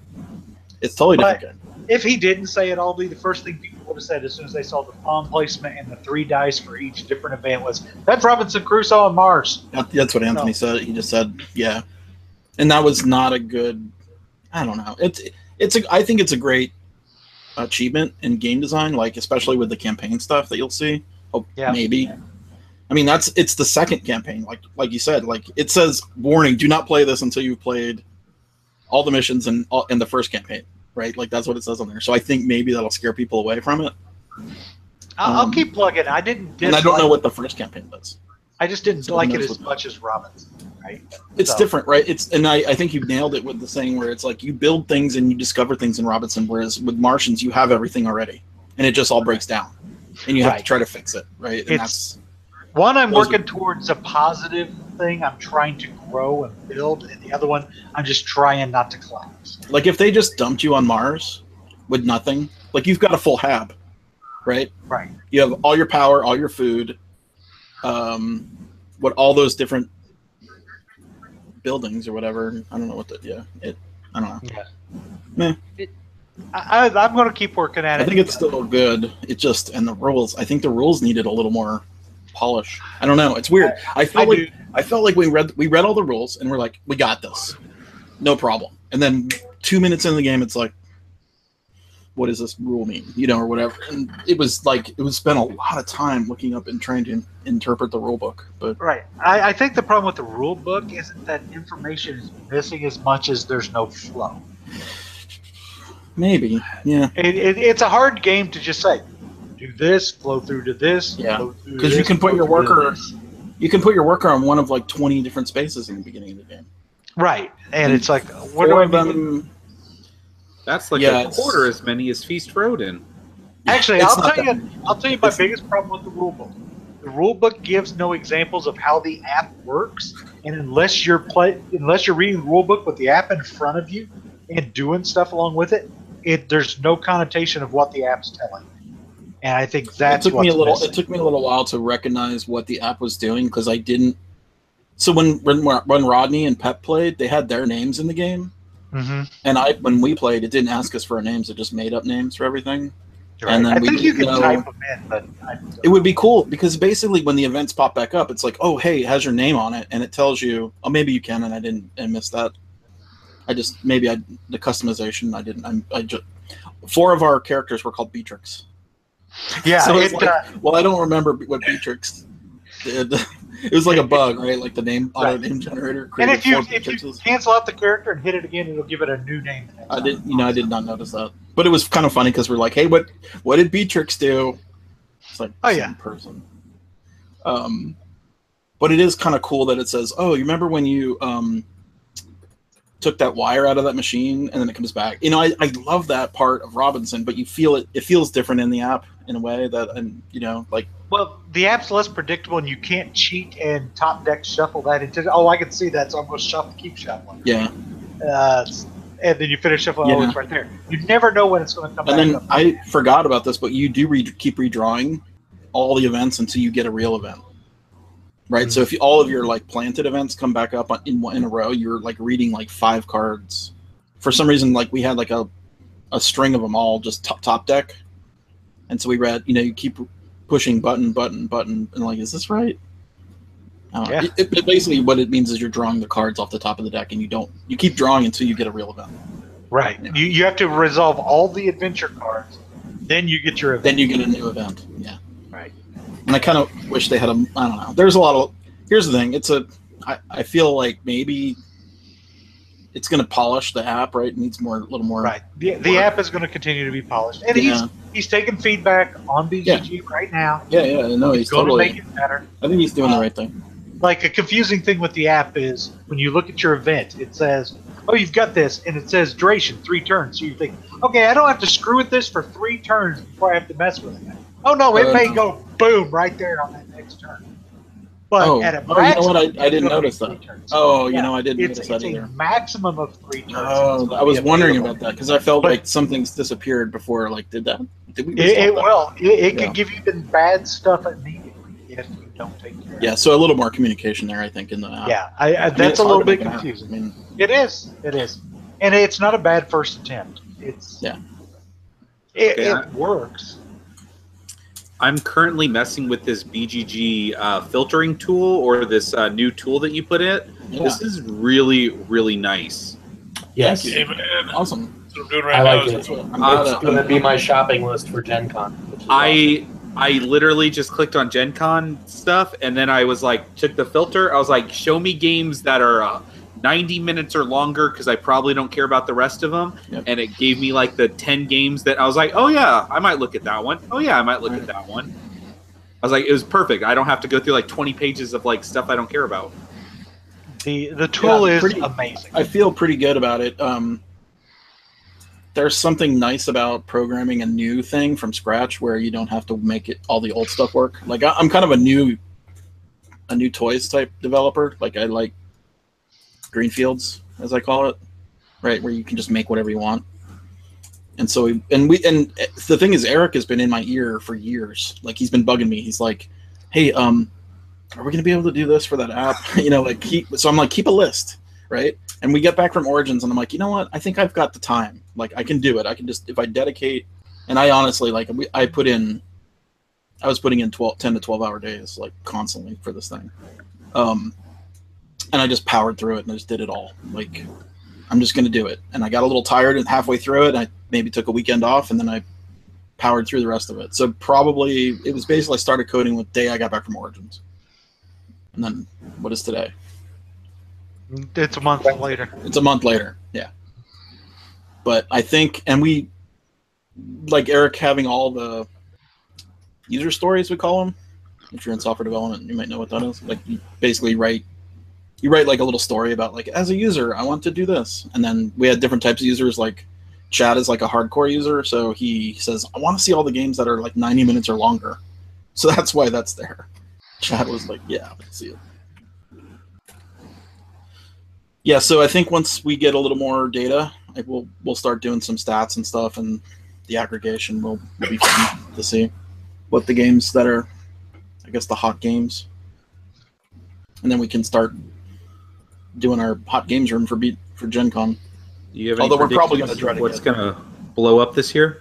Gosh, man, they just dumped a whole bunch of Eric just dumped a whole bunch of games into it.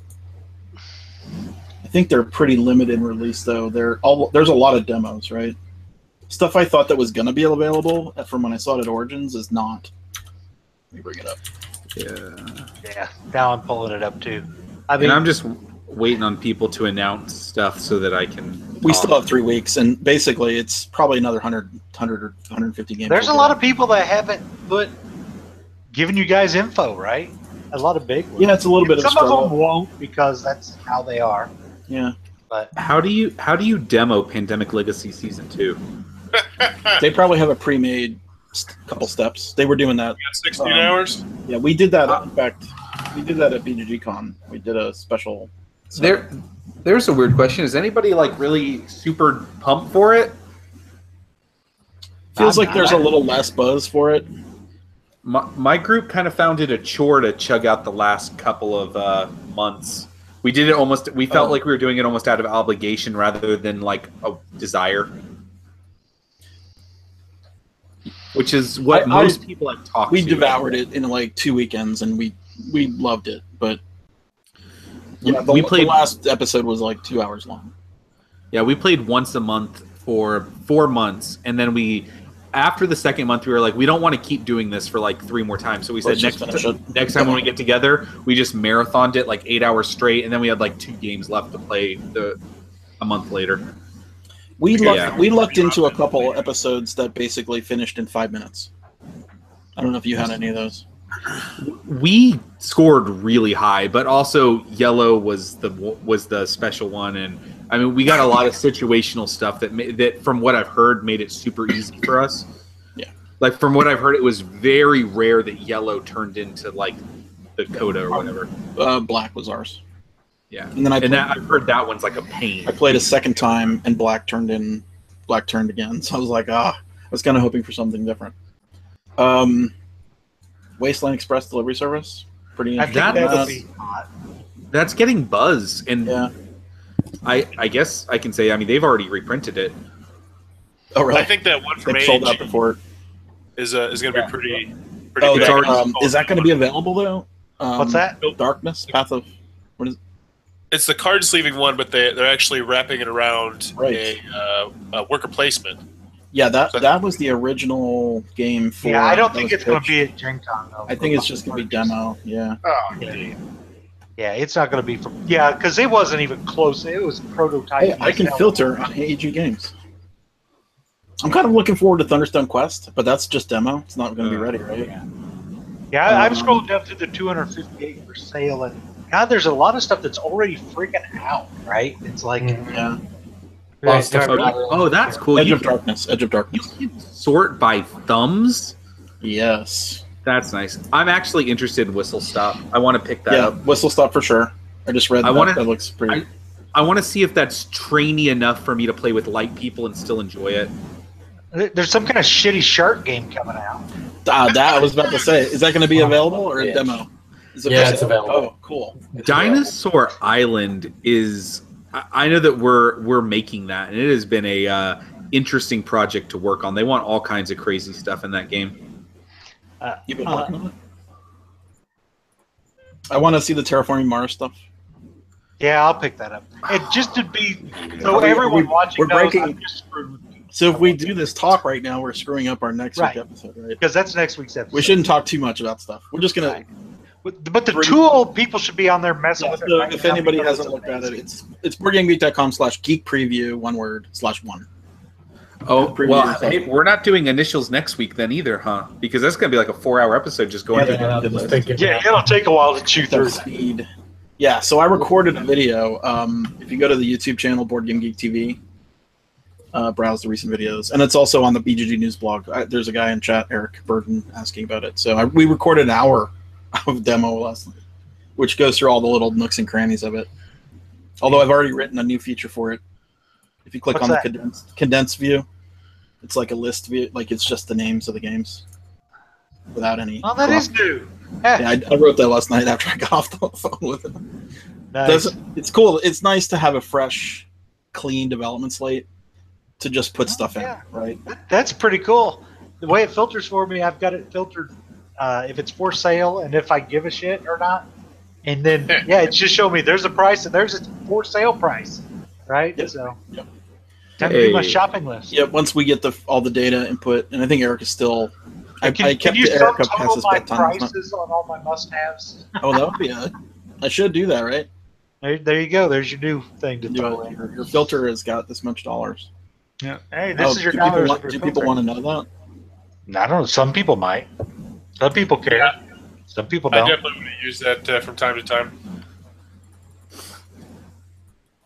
It's a fun tool. I've enjoyed playing with it. So this isn't necessarily a feature or anything that Scott can do, but I can complain about something that happened on BGG to me. So It's a Scott feature. loves us. That's a feature, isn't it? a game That's popped legit. up for sale that I've been looking at buying for a long time, or at least I saw it for sale. So Okay. I contacted the user, Yeah. and I was like, "Hey, I'm looking at buying this game. Can you just real quick send me a picture to see the condition of it, and give me a shipping quote, right?" Right. And I waited about a couple days, and the guy sent me back a reply. I just realized this is selling for, or I can make way more money off of this than what I had it listed for, so I'm not going to sell it to you. Those And I kind of was just people like- are interesting, I would say. Like, I don't know many people like that, but they're out there. So, It- I have a question for you there. They're also called, well, I don't want to say a name. So, But- Joe, do you think he intentionally priced it lower to get somebody interested and then planned to just go after No, a I higher think he price? listed it and forgot he listed it. What game? Okay. Out of curiosity. It's a Winsome game. It's called Union vs. Central. I bought a new game. I know it. That's my Yes, new game. I'm glad you got that, actually. I'm excited. It's like 3 years from the 10th anniversary, right? 3 more years? Or what? Yeah, it's like 3 more Yeah, years. so you'll be waiting for a while. And I want they the do count it, literally even if they from do one it. mechanism. You're just being a troll right now. There's plenty of 10th anniversaries that have passed on some of their earlier titles, which I don't think they're reprinting. Why am I being a Speaking of troll? which, I just played Notre Dame for the first time tonight. Yeah. Love- It's awesome, right? Excellent. Is Notre Dame any good? I love it. Love it. It's great. I haven't played it either, so that's on my list. Notre Dame, In the Year of the Dragon, Macau, Burgundy. You know those Felds. I like Macau just because of the Windrose, right? Feld announced the new one, Merlin, right? Yes. Yeah. That came out of nowhere. For this year. Is Tasty Minstrel doing that one? Queen Games. Queen. Oh. And then I'm just trying to think, because Uwe hasn't announced anything for this year. Uva. Ooh, yeah. Okay. I correct everybody. It's every American says Uwe. Uwe. Okay. Uva. Uva, like a grape. Uva. Uva has not announced anything for Right. this year at all. I don't think so. Oh no, Well, wait, he just wasn't there an released- expansion for Fields of Arl? They just released Caverna Cave versus Cave. Yeah, Oh, that's that was this year. And that's what he does. He'll take a year and do like one of those little 2-player games in between actually working on his big stuff, I guess. Well, and he And had most- 2 last year, right? And Or most 3. of his little Wait, stuff is just kind of ripped out of his bigger games he's working on. You know, Right. Patchwork came directly out of working on Fields of Arl. So did that Heimgist game. Odin, yeah. Yeah. And then I a still lot of feel it, like I could play Odin another dozen times and not God, I need to understand play it. that. I love that game. I still feel like I haven't mastered it. Odin. Oh, I played it like It's 6 Odin. times and I got rid of it. I Why'd- felt it was why'd you just get rid like of it? I felt it falls into this category of Euro games that I just get rid of. Same thing with Great Western Trail. It's like I don't like a game that when I go into it, I'm like, oh, I'm going to try this thing. And that's what I do for that game. Like, oh, I'm going to go whaling, or I'm going to go raiding, or I'm going to build, huts and storehouses. I just don't enjoy that kind of a thing. I'd rather like have a game that kind of evolves as I play it, rather than like all the decisions are kind of like I make at the beginning of the game. Huh. I always felt like I had to change my strategy because the person to my right would do what I wanted to do. Like, I want to go whaling this turn. Oh, that guy went whaling. And then the person to your right's going to win then if you don't do it better than But him. I have to do You something, gotta- else, right? Or I have to change. But then that's the same thing with like Great Western Trail. Is the game's fine, the game's great, but like I just didn't like how every time I played, I was like, ooh, I'm going to go buildings, or I'm going to get a lot of cows, or I'm going to get ribbons and build my train track up. Like I just like every time I played it like 6 or 7 times, and I was like, I'm just kind of picking a thing to do and doing that thing, and I was like, I don't really like that. And it's funny Too because I sandboxy. actually like those. Yeah, me too. And I don't know. It's I interesting. think I like them because that plays in my ADHD, right? It's like, what am I in the mood for today? Right. Hey, let's see what this Like- does. See, do you say too sandboxy? See, that I think Too it's the sandboxy. opposite. I think it's too on rails. Really? Really? Is you kind of pick a strategy and have to stick with that I strategy. guess if you don't feel like if you diverse, you're gonna Right, miss right, it. right. I like. Could be. Do I you feel feel like that way my about Orleans? like what Orleans? Orleans? No, I don't feel like that about Orleans. But Orleans is a different animal in a way.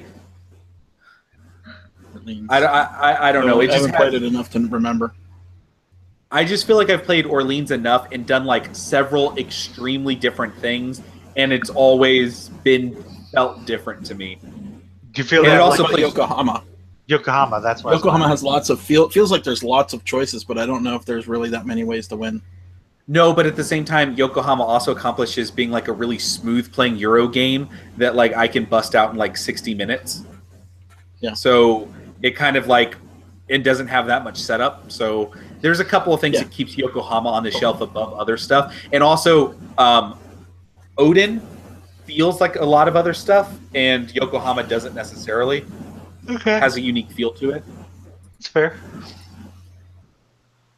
I guess, yeah. I mean, I like my game sandboxy. Like, I play Roads and Boats. I mean, you can't get a more sandboxy game than that. So, Too mean for me. I remember the first time I played the game without the walls, and I spent an hour, maybe, or not an hour. It felt like an hour making a gold mine, and then it was all stolen from me on the next turn. Why did I bother with that? Why did I make a gold mine? that Yeah. just threw me off. That's one of those games where you don't own anything you make, and people can just walk up and pick it up. Like, and I know that's part of the game. Playing well is not making those mistakes, but the length of it threw me away. Like, just the very first thing I tell, or one of the things I tell people when I'm teaching them Roads and Boats for the first time is high walls make good neighbors. Yeah. So, I'm too trusting. but That's why I won't don't ever know. I play guess, the Game of Thrones game again. Not the new one, the Fantasy Flight. 80% of all of my gaming these days is 18xx games. So, I mean, I pretty much play those almost to a fault primarily. And so, I mean, that's what I do. So I've fallen into a weird niche. So I can see in the back corner, I see the 18OE or whatever, Orient Express, and yeah, I mean, it's growing. yeah, I mean, that's one of those genres that I could not. No love. I like the I like 18 That was fun, but that's not really an 18xx that weird game. plotter one. Yeah, It's like a little. It's like That's the like- 18xx light. that was more Splotter's kind of like artsy project to like make a statement about a type of game that they like. It was more kind of a political statement, so to speak, than it was anything else. I remember liking it, but no, I didn't like 1830 and all those other.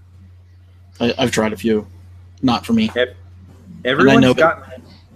Oh, yeah. We Everyone's need to play gotten a really. crayon rail. Has anybody played a crayon rail? I I have have not. one, and I have not made myself open it. I played one. I enjoyed it. Yeah, I grabbed India rails off a prize table, and I sitting here still. I want to crack it open. It's not I my have type that- of game, but it's interesting. I have I know the you're original printing one, Iron Dragon. Go ahead, sorry. Empire Builder. Empire Builder. I have that original one. But yeah, they're reprinting Iron Dragon. They are doing that. So I wonder if the Valerian game will be better than the movie. Does anybody? I heard the movie's terrible. From my I wish from my I could- pulse on the social media of I don't I know. wish I I could watched get- the trailer and wish I could have that 3 minutes back. So, I thought the trailer was good. nah, it just We looked like almost a bunch of went space off on crap. that. Yeah. Hopefully I Friday played night it- I'll get to go see the new Spider-Man. So yeah, that's That- supposed to be That cool. I enjoyed. I enjoyed Spider-Man. I thought it was fun. I watched I gotta Baby Driver in Dolby Theater and nearly went deaf. Oh yeah. Or I was. My ears were ringing when we left. I mean, it was just. I've ever been in a Dolby Theater. No. No. It's really loud. I mean, way too loud. I know I like loud stuff. I'm not. I will not complain if something's loud. So you know it had to be loud. And the seats rumble. You know, one of those kind of deals. Oh, It's rough. I was like, oh, this is sort of uncomfortable, but I'm seeing lots of cool stuff, so I kind of ignored it for a bit. And at the end, it was just like, oh, please stop. I want to leave. Baby Driver's pretty nice though, pretty fun. Is it good? Yeah. It's not. I mean, I like Scott Pilgrim better, like as a director movie for that guy. But it's fun. It's got something in a movie that I think has never been done before, and I kind of not sure why. Maybe it feels like it's kind of low hanging fruit for like an idea for a movie it's not been done. You can't think of any movie that does it, and I don't want to say it because I don't want to spoil it. It's right in the middle. You'll know it when you see it. I played This War of Mine. Has anybody played that? No. No. No, but you got me thinking about it. And from what I understand, I haven't played the video game, but the video game is very much like the board game. So I watched a video of the board game so I could understand what it was because you said you really liked it. So I'm like, okay, let's see what this game's about. And I looked at it. And I'm like, I wonder how this compares to the video game. So then I watched a video of the video game. And then I went and bought the damn video game. Right. And it was like 99 cents on Steam sale. God, it's not right now. It's $20. Oh, you missed it. Yeah, I know. I missed it. I think it was $4.99. Yeah, it was pretty cheap. But you like the video game? Yeah, I do. I've played it about 10 days in, which is an evening of play, basically. Yeah. And you see what the board game does, and the board game is probably, as from what I've seen of the board game, looks like as good of an adaptation of the video game as you can do, right? Because you can't go to 50 other locations every night and walk through it with a guy and loot stuff. But the stuff you do is what you're doing in the board, video game. Right. There's a mechanism. I almost say mechanic. I can say mechanicism. Nice. In that game that I feel is very inspired. It is the exploration mechanic. Mm-hmm. And that's what's replacing what you can't do, right? From the video game. I don't know. So in the video game, can you just go to any building you want to? You go to you pick a building you want to go to. Sometimes it's restricted. You just go there, and then you walk around the buildings, take tools in, and you get stuff out. So the way they've abstracted that in the board game is they make you, like, depending on how far away the building is, like there's a concept of distance, you get exploration cards. So there's an exploration deck. So let's say you go to the close building, you get 14 cards. Okay. And each person in turn, by the way, this is not a traditional co-op. Like, you don't control anything. Like, you are not a player, right? You are not a character in the game. In fact, we played a 4-player game, and there's only 3 characters in the game. So we were kind of like, you negotiate how, as a typical co-op, you talk about like what you want to do, and then you just do it. It feels not intuitive, right? Yeah, like, because you're like, I'm controlling this guy, and it's like, no, you don't really do that. So you get this deck of cards, and then as you're exploring the building you're in, you turn a card over and you read what it says. Okay, and it'll say like, you hear something. Do you want to take a noise check, which is like a dice roll, or do you want to like increase the noise, or do you want to hide, or like there's a couple different choices. Like if you want to hide and like totally avoid it, spend 4 cards. So your exploration deck is a currency. And you really want to explore, right? Like you want to find stuff to survive. So you're saying like, well, I don't want to encounter anything right now, so I'll spend 4 cards, right? So you're dealing 4 cards off the top of your deck. You can flip over another card and it says, okay, you found a stairway down, and then there might be some currency there. Then you find a heap and you can search it, and then eventually your noise level gets high enough that somebody will find you, right? And that's called I forget what they call it, a survivor deck, I think. So then you'll come across like a group of hobos, and it'll say, do you want to talk to the hobos? Spend an exploration card. Do you want to trade with the hobos? Spend an exploration card. Or do you just want to like fight them, right? Like you can just fight them. And then you get into this weird combat thing, which combat is not good in that game. It's very deadly. So I thought that was really cool. Like the thing you're exploring is your currency, right? So you're spending cards out of your exploration to explore, right? And you're making those like, it's pretty rules light. There's not a lot of rules in the game, which I found very fun.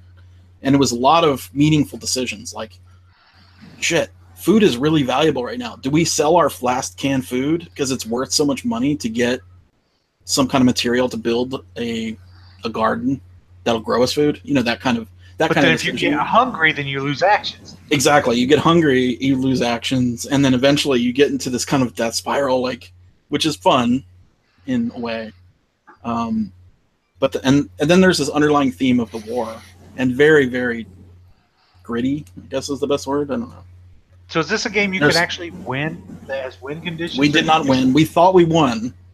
However, we did something in the game.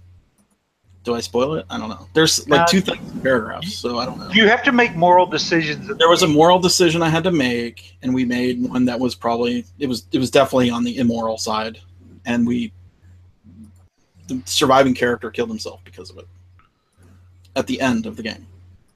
So we ended up with no survivors in the end. So we lost. Interesting. Yeah, So it was like we thought we made it to the end, and then one by one, each of our characters died.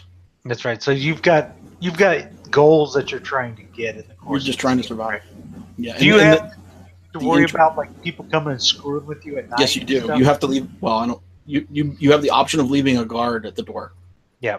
And sometimes you'll just get like hobos coming by, and sometimes you'll get like a I don't know, violent gang. Right. And they will steal your stuff and they will hurt you. Yeah, it's very much simulating the computer game. Yeah. So the computer game is very similar. Like the computer game, you're trying to build up your house so that you can become more self-sufficient. Right. You can't go out during the day because you'll get shot. So you can go out during the day to meet people, but you might get shot in the board game. It's random. Right. You can scavenge for parts.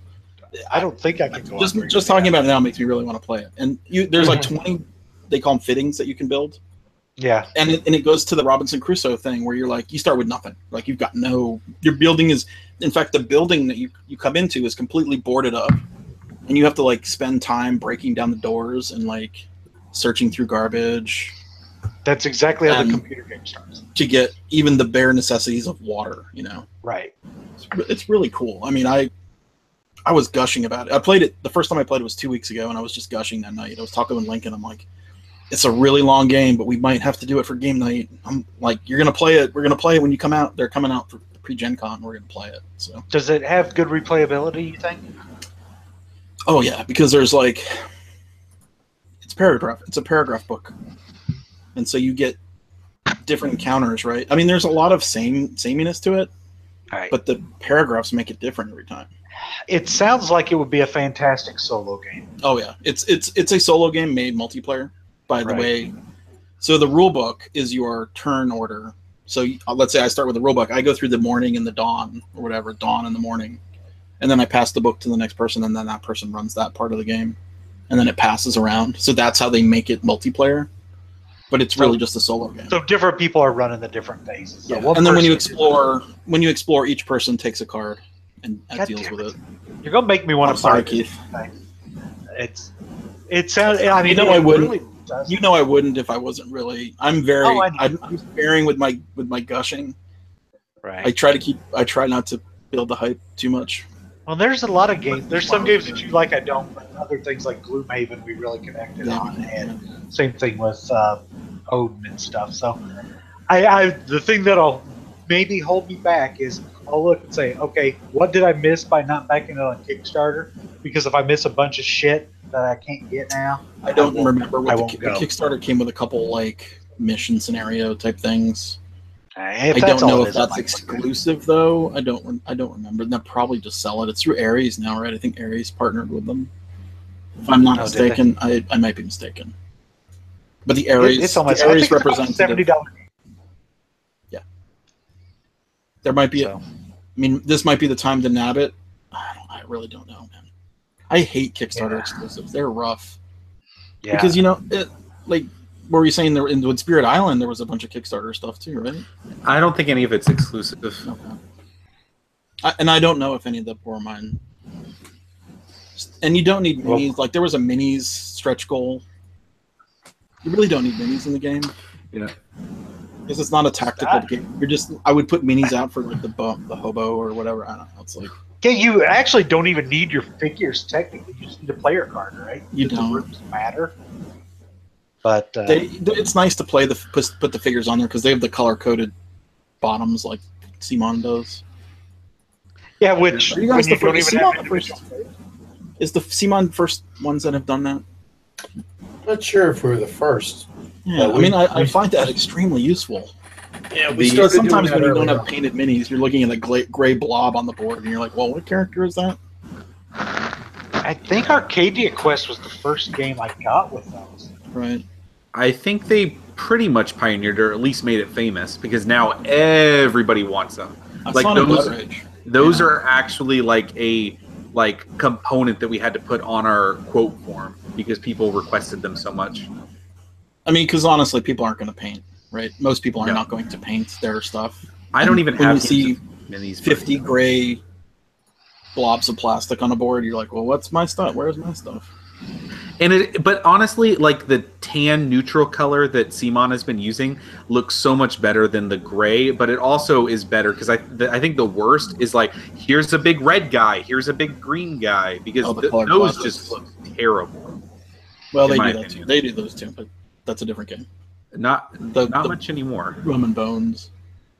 It's all colors, but they're nice colors. I mean, I'm not complaining.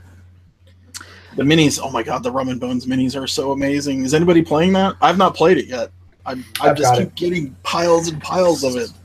Man, it's frustrating to be a gamer right now. I mean, it's good and bad, right? There's just so much stuff to play, and you can't play it all. I'm like, I can't possibly play it all. Yeah, it's completely opposite than what it used to be.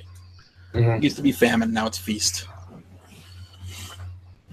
Yeah. Where you get like 1 or 2 games a year that would like be really great, and now there's so many great games each year. It's hard. Speaking of which, there is a lot of stuff on Kickstarter right now. Like God, I went through my list. I was backing here and there last night, and I was just like, okay. So first of all, CMON has their big. How big is that box, by the way? Because that box looks ridiculous. It's pretty big. I haven't seen the actual box yet, but based off the amount of stuff that's going into it, it's going to be pretty is it big. Like a coffin box, or is it a square? If you guys do, you don't do a coffin. The mock-up's coffin. Well, that's what it looks like. It looks like a coffin box. I don't know if it's quite as big as like a Twilight Imperium coffin box, but it's probably somewhere in the middle. And then Container just did their reprint today, and they're already at like 43,000. Container reprint. What's that? Giant jumbo. I didn't know they were printing that. They said it was like a half pound for each ship. Wow. It's heavy. I have Very a copy, heavy. but I never played it. I have my original copy. We have one in the library, by the way. That's where it's sitting. It's been a Grail game for a lot of people for a long time. It came out, and they did a very, I think, a pretty small 5,000, a couple thousand print run, and then it's gone. Yeah. Catacombs has another expansion. Star Realms has an expansion. Founders of Gloomhaven riding high on that Gloomhaven name hype.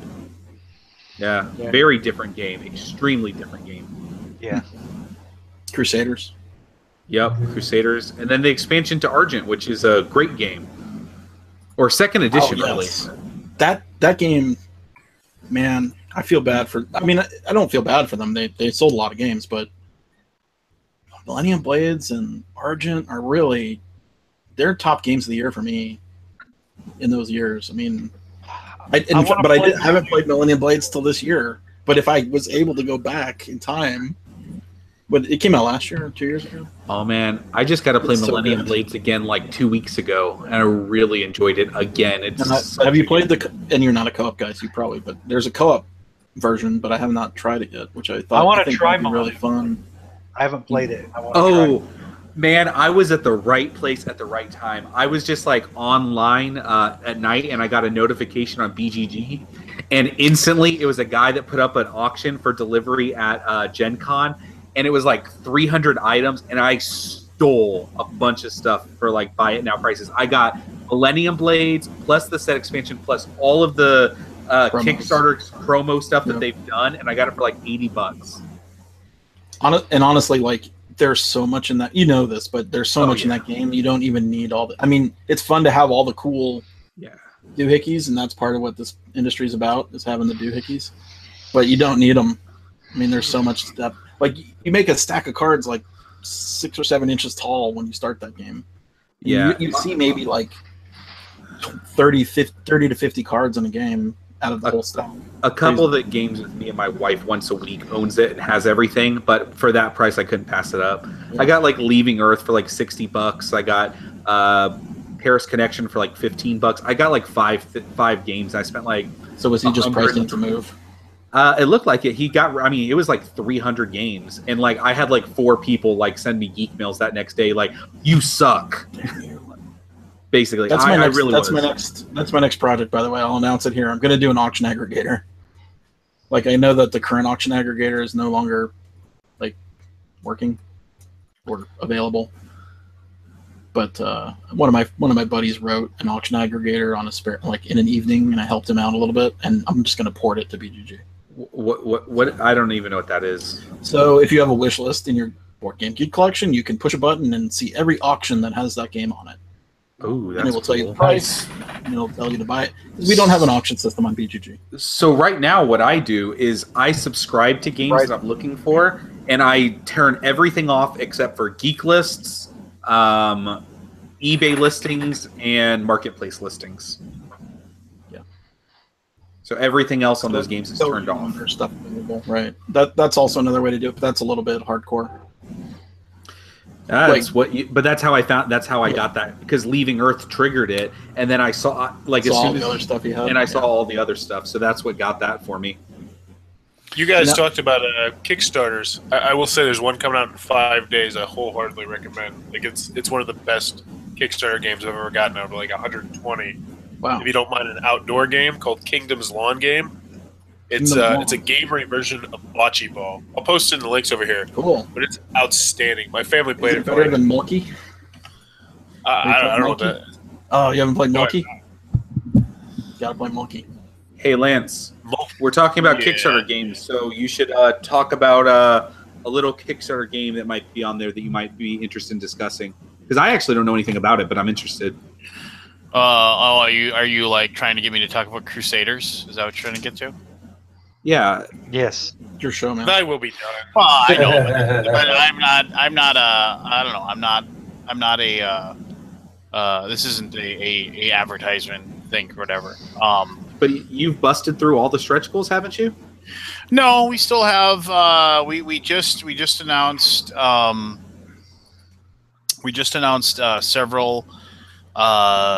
announced some today, actually. Let me see. Let me see here. I don't even know where we're at right now. Give me a moment. 216. So we're 14 grand away from having all the plastic and all the wood in the game. And then people, man, I heard that was a big thing. Yeah, people really like they. So here's the deal. So we are ramping up to win. All right.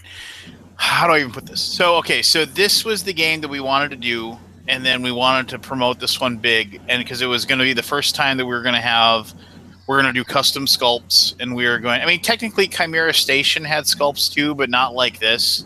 I mean, Chimera Station had like a design to like put like interlocking pieces together to create your meeples, and we were really happy with that one. But this was going to be the one that we had custom sculpts for, having really cool looking plastic buildings and knights on the board. You know, that functionally you could have a wooden piece that would do the exact same thing, but you would have we thought that like the plastic would really look. And of course, so a lot of people are of the opinion that like the wood would look a lot better, and so we kind of adapted it. We were thinking about it, and we kind of went back and forth for a while.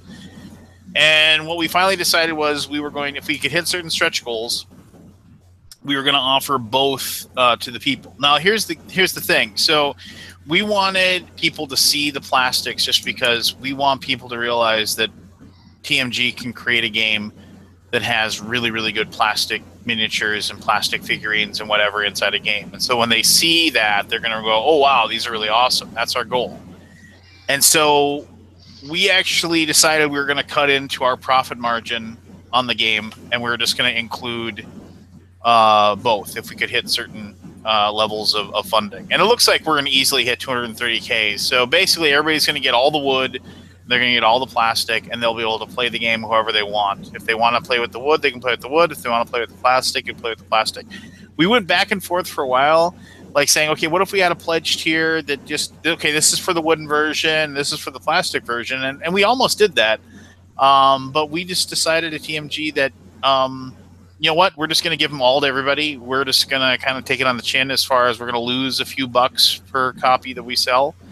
And then we're just going to and then people will see like the quality of the sculpts and stuff that we have, and they'll realize that when later on, when we produce a game that'll have really, really cool miniatures, and we have one that is going to be coming to Kickstarter pretty soon that we're really, really excited about, they'll realize we know what we're doing. And go ahead. I mean, Tasty Minstrels is, I mean, that's kind of the name in the industry is if you want good, solid, medium weight Euros, Tasty Minstrels the company to go to. And so plastic is just something that no one's really thought about. I mean, is the last time you guys did plastic was those dirigibles and Kings of Air and Steam? Yeah, I think that would be the last one. And I really liked those. I thought they were cool looking, but they were pretty, I mean. What do the sculpts represent? Your player piece or something? Well, for buildings in your knight. Yeah, so each player will have a different color, and then they'll represent the different buildings. So barns, there's 4 different buildings: castles, barns, churches, and banks. And so there will be a sculpt for each one of those, and then you can have up to 3 knights moving around the board, and then those will be represented with a plastic figurine as well. And if you want, we're going to have silkscreen pieces of wood that you'll be able to use for just the exact same thing, and those will be, we're going to make like a wooden castle, we're going to make a wooden a wooden church, and so on and so forth, and wooden knights that you'll be able to use if you'd rather use those. The mock-ups of the wooden buildings look really nice on there. What I don't like is the wooden knight look. Nearly as much as the plastic knight. Well, yeah, I mean, you can mix and match, right? You can just decide whichever one you want to use for whatever purpose. And I'm go ahead. I'm one of those guys that I feel I completely understand, because if I'm going to play a Euro game, I want wood, because a Euro game of wood feels like a Euro game, and that's just it's a thing. But Blood Rage is a Euro game, but people love the sculpts for Blood Rage. Yeah, but it doesn't sell itself as a Euro game. Godfather's a Euro game. It's got the sculpts. It's just, you know what? It Quit is moving in on CMON, man. Yeah, Stop trying to be like CMON. Oh my god, it's so crazy easy to make figures now. It's ridiculous. It's so easy. So here's the deal. I didn't know what happened to the industry. It used to be hard. So 250K we're going to so everybody hates stickers. That's what we hear. Except everybody uses them. Yeah. So there's these little tiny discs. I shouldn't say tiny. They're standard size wooden discs that represent the enemies on the board. And there are stickers that will show the coat of arms that will, but the 3 different types of enemies, they will be represented by the different colors. So you'll be able to tell them the different. The only problem is that the Saracen tokens actually have they would have a sticker on either side. Because when you defeat a Saracen, you have the choice of either taking victory points for defeating them, or taking the bonus that they give you, which is like a free building or a free troop. And so if we hit 250K, which it looks like we're going to, then we're going to silk screen one side of those Saracen tokens with the with white, so you won't have to put the sticker on that side. And I want that so bad, because I hate stickers. So yeah, you won't have to use the stickers if you don't want to at that point. So people that want to put them on can. If they don't want to, they can choose not to. It's neither here nor there. People don't realize that silk screening wood is expensive. I mean, it is, and plus it'll never be 50 cents too. I'm sorry, what? You guys need to go to China. Or you print in China, right? Oh yeah. Maybe need to find a new factory. They print with me. They print with Panda. It doesn't cost that much. Panda's I don't know. When you multiply it by when we wanted to silk screen all the different tokens in Yokohama, that was a lot of money. I mean, that was why we didn't get to silk screen the fish and stuff I'm like sure that. It's expensive, yeah. Yeah, I mean, when you multiply Yeah, I'm trying to that think many of how they tokens did it over that without- many copies, it was a chunk of cash. I'm guessing they would have to. You'd have to have some Chinese woman line them all up, and then do that. The Yeah, I inking mean- thing, by hand. It's a You know, manual I don't- process, right? It's not Yeah, automated. I can't speak to it because I'm not gonna say one way or the other. But right now, like I'm working like because that's my job now. Is like I've kind of migrated into handling the Kickstarters now for TMG, which I enjoy. I like creating it. I like being a part of it. I like trying to push for it to like make more money and being in contact with the people and having good conversations with them. But like now, like I'm already working on the next one that we're doing, which is going to Downfall, which is going to be. Oh yeah, y'all announced that a long time ago. But a Is it year about World ago, War II? we announced Downfall is going to be. It's a post. I mean, Is it about Nazis? No, it is not about Nazis. It's about like I think it's like the year 2300 and like basically Future Nazis. it's after the bombs have fallen. Anime chicks. No, it is. Well, anybody seen Downfall, the movie? I'm sorry, it's the movie called Downfall. 2200 and no, so it's card drafting. It's Options. 3 to 6 players. It is going to have a ton of little sculpted minis. It's going to be huge. It's made by the same guy who created Mystic Vale, John D. Clare. It's a 4X game, right? A 4X drafting game. Yep, and it is. Cool. It's going to be. Yeah, John D. Clare is an up and comer, man. This is so like you're going to have so. The way it plays is that you draft and simultaneously play a card from your hand. It's called a pack in the hand, and then that indicates your action. And like you could be like moving or producing or resources and things like that. Nothing like Scythe, right? No. This has been around for a while, and but you can't store. Like there's a thing where it's like like on a lot of different games, like okay, I'm just gonna collect a lot of this stuff because it's like it's post-apocalyptic and you have trouble, like you can't really like keep your stuff. Like if you create boats, people can steal your shit. Yeah, if you create too many resources, like the colonists, you end up like leaving them on the ground, and then everybody else can come over and grab them. Every card has an action, and then like it has another action that like is a lesser version, and then so. Once all the actions are done, then you pass the cards to like the person to your left, and then a new card is added to each hand. And like you have and if you get a card that says winter, like nuclear winter, basically the game timer advances, and then there's like events like radiation and like bad things happen.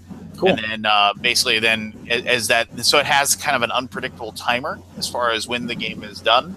But then when the winter track basically reaches the end, meaning that winter has come, then the game's over. We need more post-apocalyptic games. I feel like that's an underserved theme. Defenders of the Last Realm was a really good one. I know, and nobody talked, like zero buzz on that, and it's awesome. The Defenders of the Last Realm is a very good game, and it came out with by 8th Summit. I know, but I guess maybe marketing thing. That's all. I totally forgot about that, and like, God, I had so much fun with that. Yeah, I love that game. That's one of my favorite post-apocalyptic. Yeah, I mean, like we're in this feast mode right now. The good games are getting like lost within a year or 18 months. I just don't think 8th Summit did big enough push. It wasn't seen by enough people. Maybe. I think that's part of the problem with that one. Yeah, I mean, I guess. Which one? I think Wasteland Express Delivery Service will be the big post-apocalyptic game coming out at Gen Con, right? So. Yeah. That's I think be... Battle for Armageddon went under the radar as well. Anybody? You guys are? It's a Queen game. Never even heard of it. Yeah, I know. Came out in Nelson last year. Yeah. Battle for Armageddon. So there'll be the Fallout game that they're working on but it's a miniatures game. I'm not sure if that's going to be my thing. Rumor has it. Unless it's like this War of Mine. Say what? Rumor has it there's another one coming out too. Which is not a miniatures game, and it's actually pretty fun. That'd be nice. I love Another Fallout game. Yes. Yeah, I feel like, the video games, man, they're coming. I can't get enough of that video game. It's my favorite series, I think. Which video game? Fallout series. For solo video games. You know, I read a very I read a very, very interesting comment about Fallout 4, and like basically like they traded in, like somebody said, and I've replayed Fallout 4 a couple of times just so I can do I can side with a different faction and see what it's like, and admittedly, when you do replays and go back through, it does lose a little bit because you don't do all the side stuff. Really, you just like, I don't need to go and piss on it, right? Yeah, piss on that. I just want to go and I'm going to go do the railroad missions and get through them, kind of thing. But no. So you, like they said, like here's a game that has like a billion different things you can do, yet They created this giant sandbox where you can do almost anything, but they think that's enough, and then they don't bother working on the little things that make a game fun, like the AI for the enemies, or the pathing for the NPCs who are getting like stuck bouncing on a wall or things like that. So it's like they think, like, you know, it's like the broken windows, like too many little problems, right? Yeah, so it's like, so it's just like, so they want to create this massive skyscraper of content. Yeah, but it's broken windows. Yeah, exactly, and it's just like, so. I'll be right back. Sorry. You know, that's okay. So I mean, basically, so it's like, oh, so here's this game that has like a million different places you can go, and you get lost in the world. You do. The world is crazy cool and interesting, but and then you end up forgiving it for like all these little nagging things that, like, if you were playing in a game that had like a small little sandbox to play in, you would take it to task over. So I think one thing, to be fair to them though, I think every game that is a huge, massive game of that scale has those exact same problems, because you build such a huge world, you can't keep track of all the little bugs that pop up or find them all until you get millions of playtesters out there, which is what the audience is. I mean, I'll use World of Warcraft as the example. That game's been around forever. It's huge. It doesn't have nearly as many players as it used to have, but it's still got a ton of people playing it.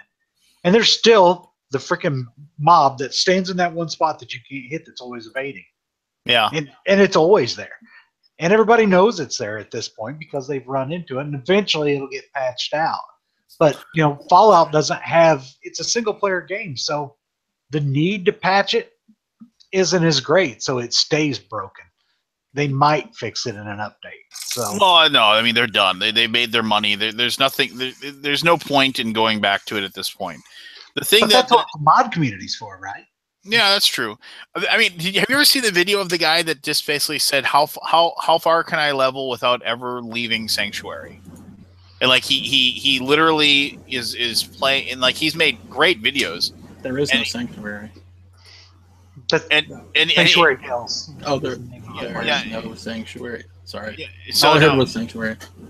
No, so basically he's playing Fallout 4, and his character's never left Sanctuary. He just basically plays every single day, walking around Sanctuary, like basically slowly building up the town. Every once in a while, like a raider will show up, and you'll have to fight him. And he's just basically, how long will it take? Can I level up, and how long will it take me? And it's actually kind of neat, the idea that, like, oh, well, I'm just not going to leave this town. I'm not going to go and do any quests. I'm just going to sit here and, like, spend time tearing down buildings and building new buildings up. And yeah. Now we're talking about this game, I'm going to go play my stupid mod world again that I've been playing that out. I busted out the Binding of Isaac for like the first time in a long time tonight. I was just bored. I was like, I haven't played Binding of Isaac in a long time. Played through that and actually beat Mother for my first try. I was like, wow, the game isn't that just the beginning though in that game? Well, yeah, I mean, but that's like the first big end. Right? Yeah. I have not put much time into that game. Too much Dead Cells. Like Dead Cells. I think I told you about that on the Steam sale. You told me to pick up Dead Cells, and I did. I haven't played it yet though. Oh. I bought so many things on that. It was Me just... too. I have ridiculous numbers of games. I heard somebody talking about Leaving Earth, and that is one of the best solo games I've ever played. So I wanted to say that. For really, yeah. Man. I just look at that game and my eyes glaze over. I haven't watched people playing in it. Played it yet, but I want an app. I think that's one of the few games I would want an app for. But I enjoy High Frontier. I don't like app gaming at all. I think I've decided I don't like app. Dead Cells Leaving Earth Stations. Now I'm gonna have to buy another thing for Leaving Earth. Hey, Forrest, I'm kind of intrigued by this link you posted to this Kingdom's Lawn game. What is this? It's a game coming out. Yeah, it's a modified version of Bocce Ball where it starts with a push your luck aspect. You're going to set up this territory with these wooden posts. Throw your castles out there. You want to throw them as far as you can, but if you throw them past the post, then they're eliminated. And then you guys take turns throwing these big chunky bocce balls, trying to knock them over. But everybody's got their own unique special abilities they unlock. My family was totally addicted to it. If you have the type of area to play it, I mean, it's an amazing family game. Components are really nice. They're launching it next week, and I'm excited for it. You know what the price is going to be on it? I think it was $75 minus the shipping. But it's the kind of game you're going to have pretty much forever. Yeah. But yeah, I think it's probably going to be around $100 to $120 for everything for the 4-player side. It's really good. Cool. But you can play up to 15 on it. But this. Well, were you talking about Leaving Earth, the board game? Yes. Yeah. Okay. Brain fart. Hey Pete. Yo. What season are you in now? 3. Oh, really? All right, interesting. Let's all go brush up on Wikipedia and then start talking season 3. What episode? Yeah, I think there's a big thing that happens in season 3, as I recall. Yeah, I think I'm on like season 3, episode 3 or 4. I'm early season 3. Like I just got into season 3 on the flight back from California. So I'm not far in. This looks Did like you guys like? Did you see me come in and start talking about Game of Thrones just for that reason? No. But Forrest, this game looks a lot like they took Bocce Ball and Cube and put them together. Cube. Milky. I don't know, Cubes. What game is that? I don't know. Cube. I looked at that Mookie. That was really cool, but that definitely looks like a totally different game where you're trying to get to 50. This one's just more knock stuff over. There's an old Viking lawn game. Called Cub or Cube, Kubb, and yeah, I think it's a version of Monkey, isn't it? I don't know. I mean, but Cube is like you set up it was originally played with like logs and things like that. Yeah. And you would set up these little pedestals that were your kingdom or were basically your. It's on BGG.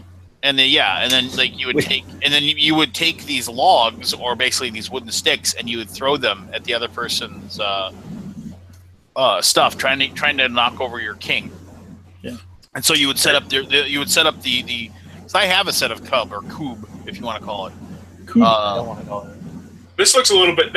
I'm looking at it right now. It's definitely different in the aspect that you're eliminated once they knock out all your stuff.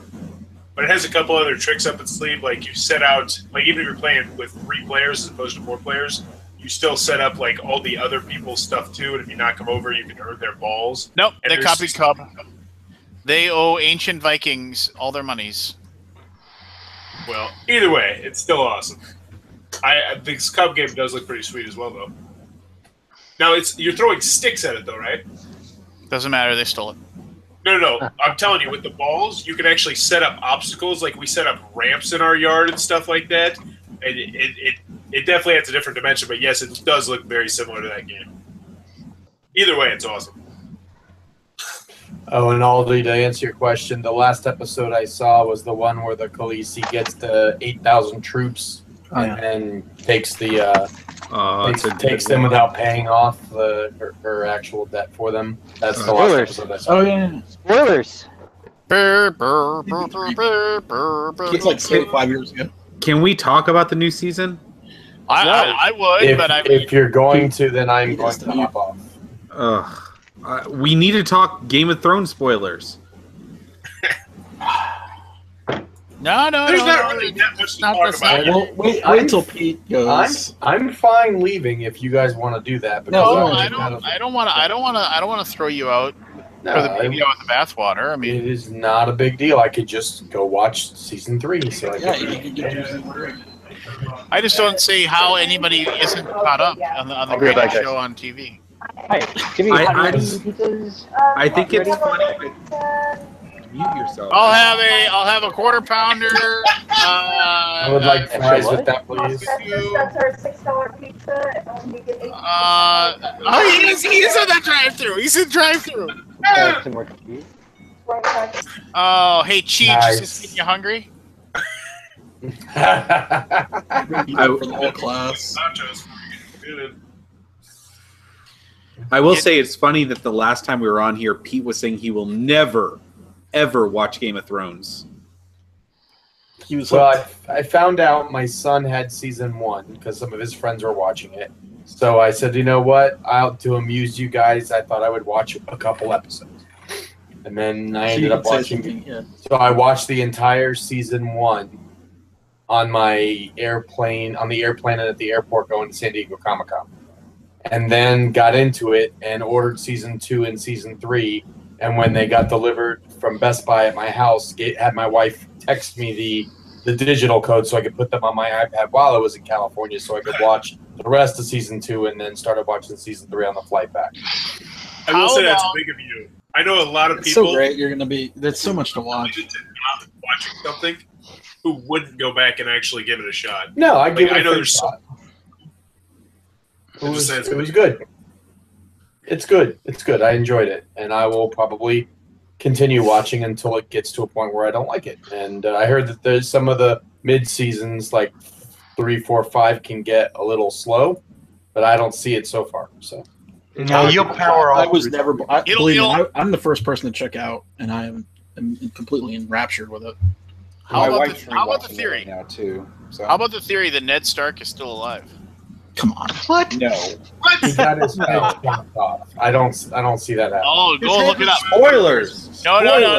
Well, spoilers. If you haven't watched the first season, then you're out of it. But I mean, so there's a very well put together theory that people have taken and pointed at little tiny parts of things that people mention, including comments like when Ned Stark was in prison, how when people see him, they're saying he doesn't look like himself. And they pointed to because he was in prison for just hold on. There's pointing out different points in Acts that basically a faceless man took his spot. And he is with Howland Reed, and that's why we haven't seen Howland Reed. Don't you have to be dead to get the face on a faceless man? Can't they only do dead people? Because they cut their faces off and use them. That's what he didn't look like himself, meaning they found somebody that looked a lot like him. He looked like himself right until that sword went. That would be a nice twist. I would totally take it. What a twist! There's so many theories on that show. It's ridiculous because there's so many YouTube creators. Oh, there's so many ways you could go. Every single week. They just There's pull stuff out of I feel like it's going to be lowest common denominator, though. There's 20 podcasts dedicated to nothing but just talking Game of Thrones.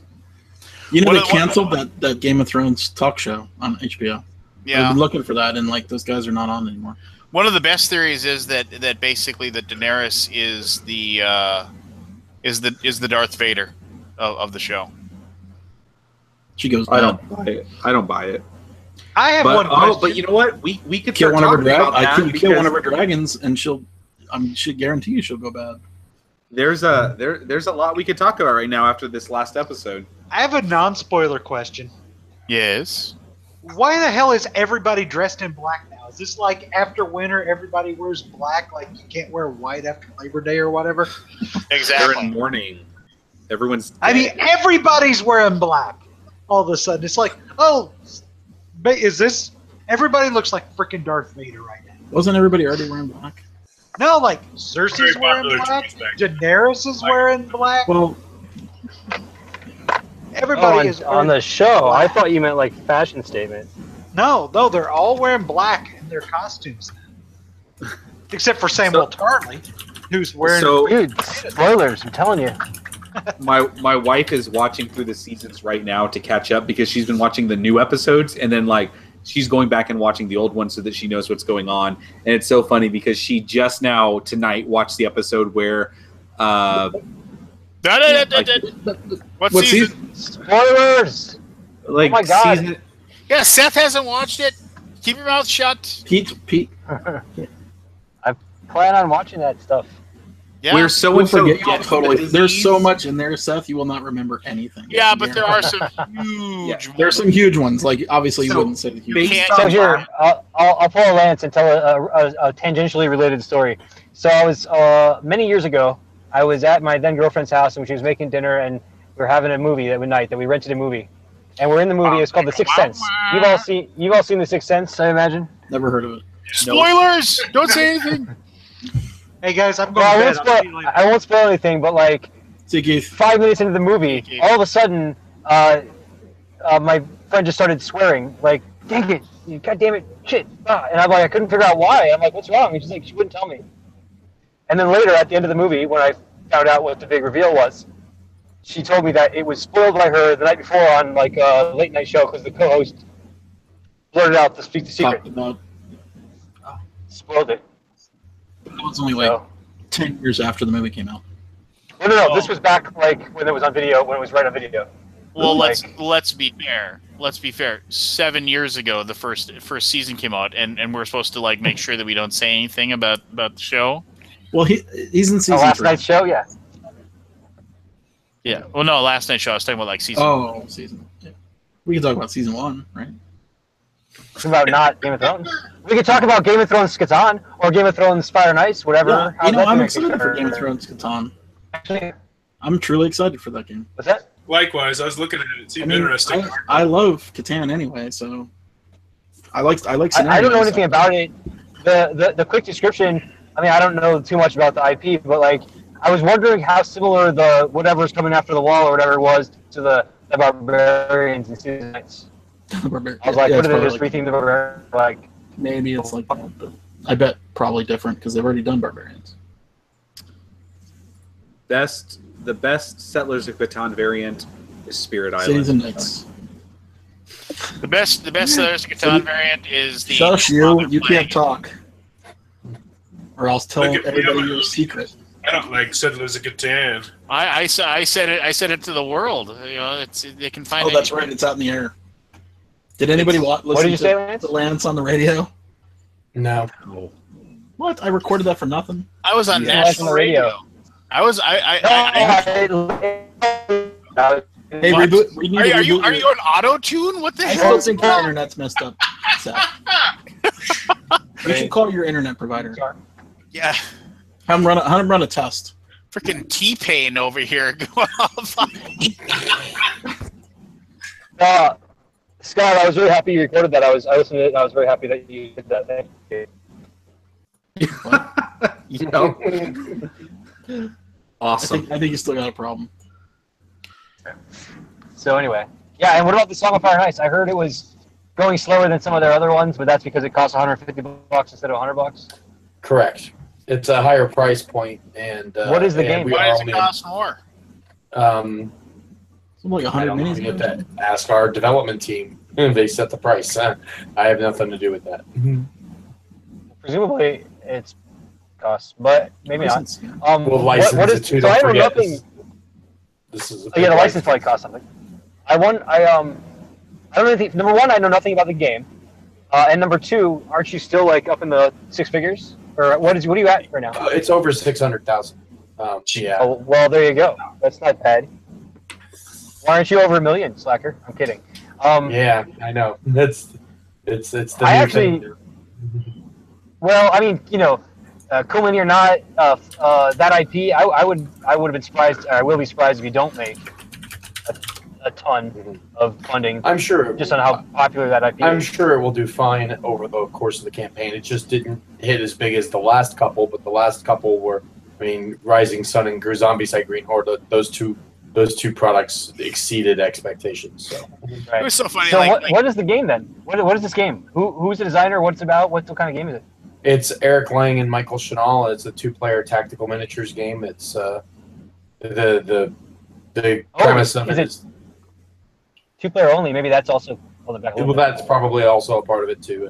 It's got 5 different game modes and it runs through a scenario based. And there's also, I mean, it's still doing amazingly. Yeah, huge. sure. Not, Yeah, it's not like I don't know about you guys, but 657,000 is oh, Kind of come a lot of on. money. Come on, 87 Shut million. up. Man. It's a It's drop. not bad for a day's work. There's something about being liquid where you get a That's only $650 check.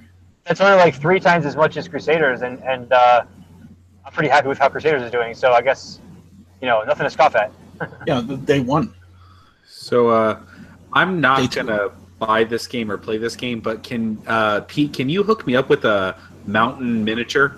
I just want a miniature of the mountain. I will see what I can do. I haven't looked at the details. That's a no. That's a no. I have heard. I'll see what I can do before. Oh, excuse me, Mr. Godfather. When have I ever asked for a thing? Have you played the Godfather yet, Lance? Yes, I played it like 4 times. It's amazing. Is it really good? It is really good. I'll I have to have track not down had somebody pleasure. that has a copy. Sounds like it'd be cool, I guess. I don't know that I've ever played an Eric Lane game, except maybe was it the one Blood Rage Played is like a Gilbert's remake of. Corporate Shuffle, haven't you? Oh, Chaos in the Old World. Yes, the old You haven't world. played, you haven't played Gilbert's Corporate Shuffle? I Wait, he That's made one of that? his best. I don't think I've ever played what? Gilbert's Wait, what'd you say? Corporate Shuffle. Corporate Shuffle? Is that by Eric Lang? that's Eric Lang? Oh, No maybe shit. I've played that. No Wait, shit. I thought it was just Asshole. there was something Isn't that just a really. Or no, is that Matt Leacock? I'm trying to remember which one it is. Isn't that just a retheme of President, Vice Asshole. President, Corporate Scum or whatever? Asshole. I don't remember. I Can think you it's get a still designer credit for? It's from 1997. Let me bring it up here for you. Can you get a designer credit for retheming a like game like that? I don't know. Maybe it's different. Actually, don't remember. It's listed it's listed under Richard Garfield, but I'm pretty sure I thought Lang had something to do with it. I need to review that. Um, Holy shit. what about that's- Midgard? That's what it's called. Midgard was that was Eric Lang, right? Midgard is what the Blood Rage was like a remake of. So I think that might have been Eric Lang. And I have played Midgard, so maybe I have played an Eric Lang game. Blood Rage is good. Dogs of War is still my favorite CMON game. Highly underrated. That Unusual suspects for the win. that's why that's why Apollo. I can't say that though because they just printed modern art, so that's the best CMON game. Dogs of War just happened to be when the company was still young and didn't have the marketing budget they do now to really push it out there. It suffered from just the infancy of the company. That game is, So- and a lot of people tell me that's their favorite game from us. But modern art's the best game Interesting. CMON has. I wonder, you could maybe address this. I heard somebody saying, and I don't know who it was anymore, suggesting that, what's that new one? Oh god, I'm drawing a blank on the name all of a sudden. The new Euro style game that's like Lorenzo. cards and the card set collection, the fantasy races. Ethnos. Why am I? Oh my god. Well, Ethnos, yeah, that's the one. Yeah. Apollo. So somebody suggested that Ethnos, if you compare Ethnos to like Dogs of War, Dogs of War people might have said was overproduced. Ethnos they might say is less overproduced or underproduced, and they suggested it was because Dogs of War maybe they spent a lot of money on the production and it didn't do as well as you'd hoped. Dialed it back the budget on production for this one. Is there anything to that, or is that just? I mean, he was just guessing, I guess. But what's the story on that? That was well before I was with the company, so I wouldn't be able to realistically say it. But I do know that our marketing department is so different now than it was when Dogs of War was on Kickstarter that it wouldn't surprise me that it just suffered You have like from a 100% different. Yeah. Was I Ethnos have on Kickstarter also? No. I have Okay. not So that might be played part of it. Ethnos, but I have seen Ethnos played at least 50 times. I've heard a lot of good things about it and very few bad things about it, so I'm actually very interested in trying it. I've heard about how it works. I cannot go to a meetup or to any kind of game group without seeing at least 2 tables playing that game. Aren't you lucky to have meetups to go to? I actually haven't seen it in person at all, but Cleveland is a mecca of board gaming. It is probably one of the best cities in the world to live in for board gaming. Huh. But then on the other hand, then you're in Cleveland. I love my town. Cleveland is awesome.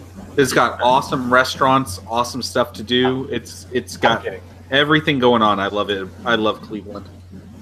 I don't remember very well. You had a really cool serial killer back during the 1920s. You got that going too. Yeah, but Chicago had like 10. No. I mean, have you ever read about the torso killer in Cleveland? The torso killer? No. Oh, look into that. That's one of the craziest. I can't do true crime at all. Like period, 0. I can't do it. Basically, all these people started showing up with no arms, no hands, no feet, no head, literally just a torso. And it was somebody that, because of the fact, and Elliot Ness of all people had been brought into Cleveland to clean up the town. And after he put Capone away, he had kind of a big name. So he came in there, and they were trying to. All of a sudden, they had this person. These people started showing up. And this is before people even thought of there was serial killers, and so these people started showing up. But they had this big shanty town back down at the by the river, and so whoever was killing these people was preying upon these people. Why is it so windy? I want to know that. It's because Seth is driving with it, or no? Actually, that is Aldi, because when he paused it earlier, it quit. Yeah, I just want to let it be known that I just looked up the torso killer. Do you hear my fan blowing away the 100-degree heat from Texas? Yes, you are in a wind tunnel or something over there. Sorry, I'll mute myself. Yeah, thanks for almost blaming it on me, guys. I appreciate that. I am driving. No. So anyway, the torso killer basically. No. The first 2 people killed were on Jackass Hill. I just want that to be known. I just looked it up on Wikipedia. So basically, they were they didn't have friends or family or anything, right? So nobody reported them missing, and so because they were homeless people, and so as a way, Elliot Ness as a way to basically trying to protect the people. He set the shanty town on fire. He had them they evicted everybody out of their shanty town and they burned it to the ground. It was and then he basically, and there was this big uproar. He stopped the serial killer and cleaned up homelessness in one shot. Yeah. So no, it's and there was a really, really good graphic novel that came out many, many years ago about it. And then that proposed an idea of who possibly could have been behind it to begin with. So, is it unsolved? It's completely unsolved. They never figured out who it was. Seth, no one can understand you. He's T-Pain, baby.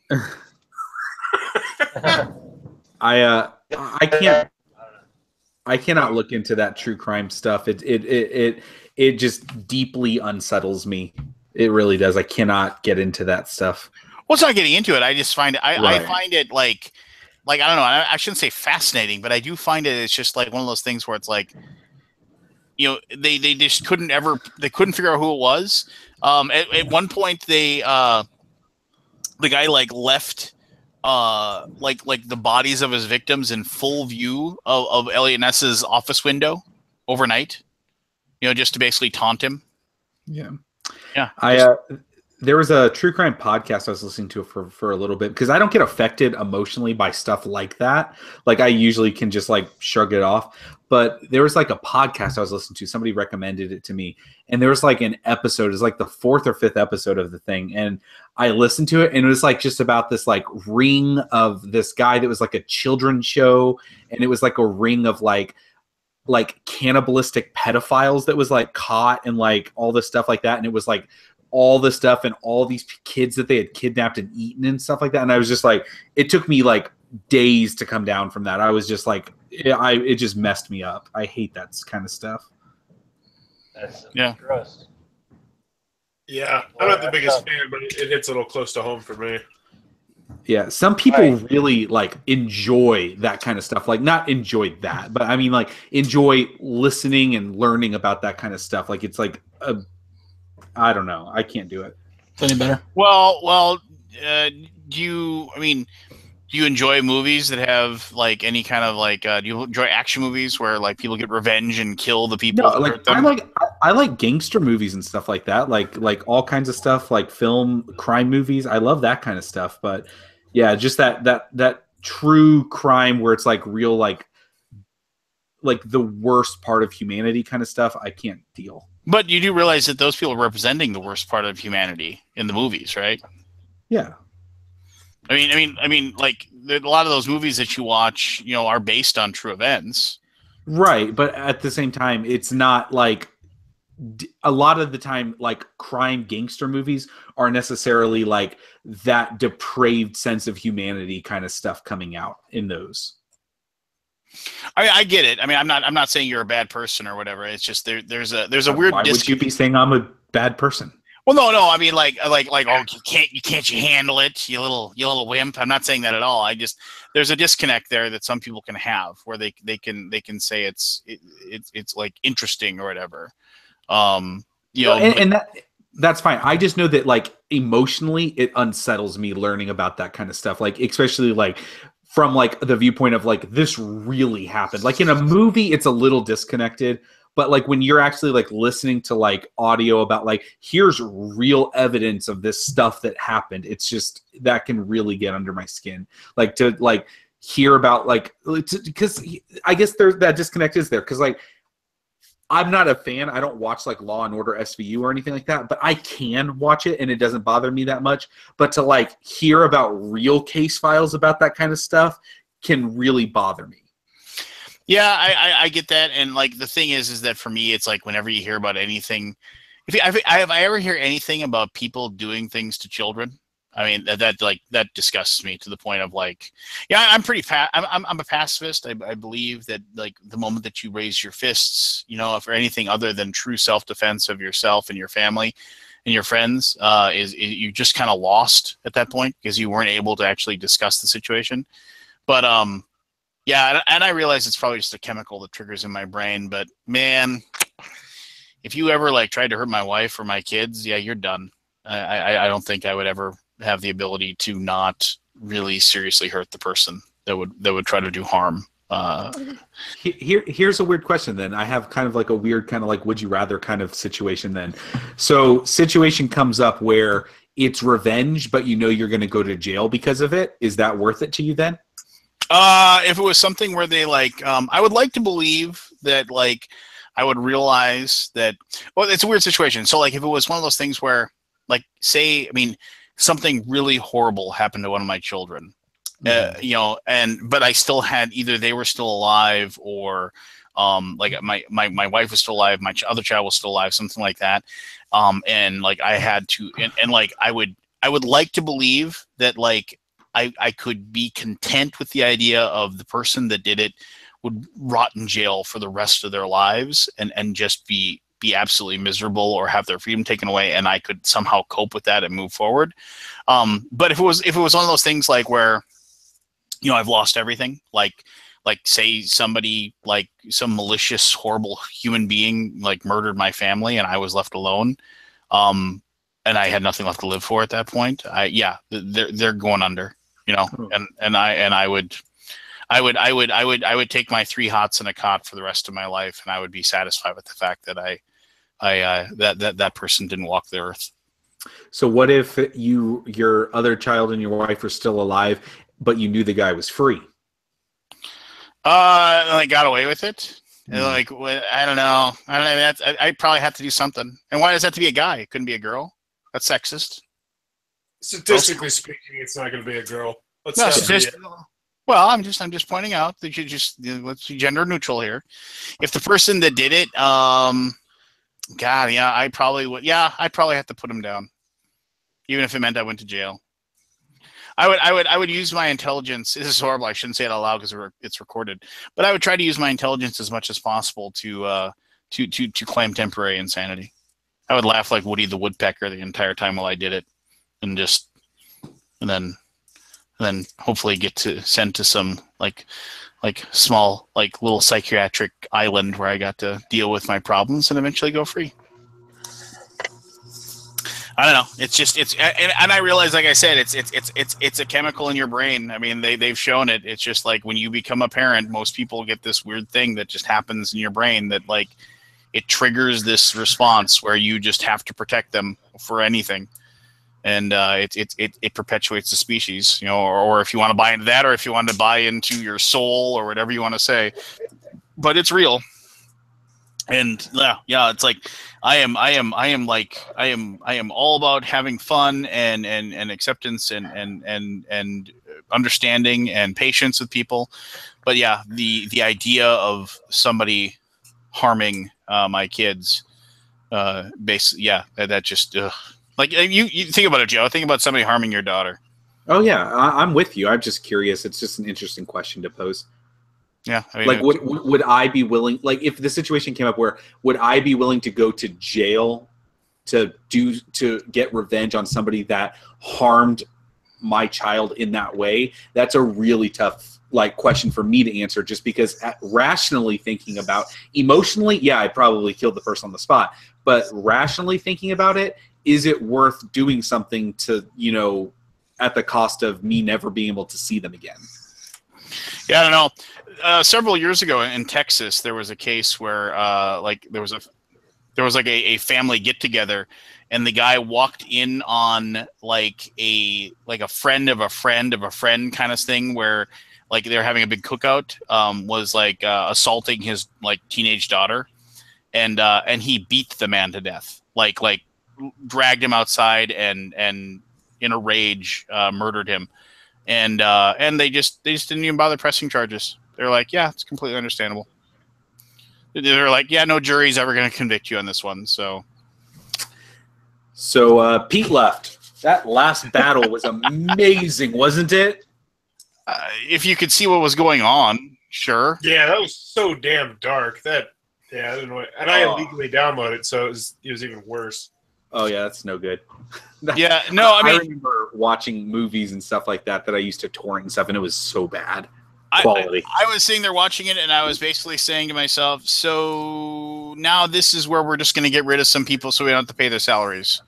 That's what it felt like to me. But it didn't even show. I mean, they only killed 2 people that mattered, and they didn't even really matter that much. Well, but they just hit. But it's. They're realizing they have 12 episodes left or 13 episodes left. Or they're hitting the fast forward button at this point. Something that could have been a slow build up, that could have been enjoyable.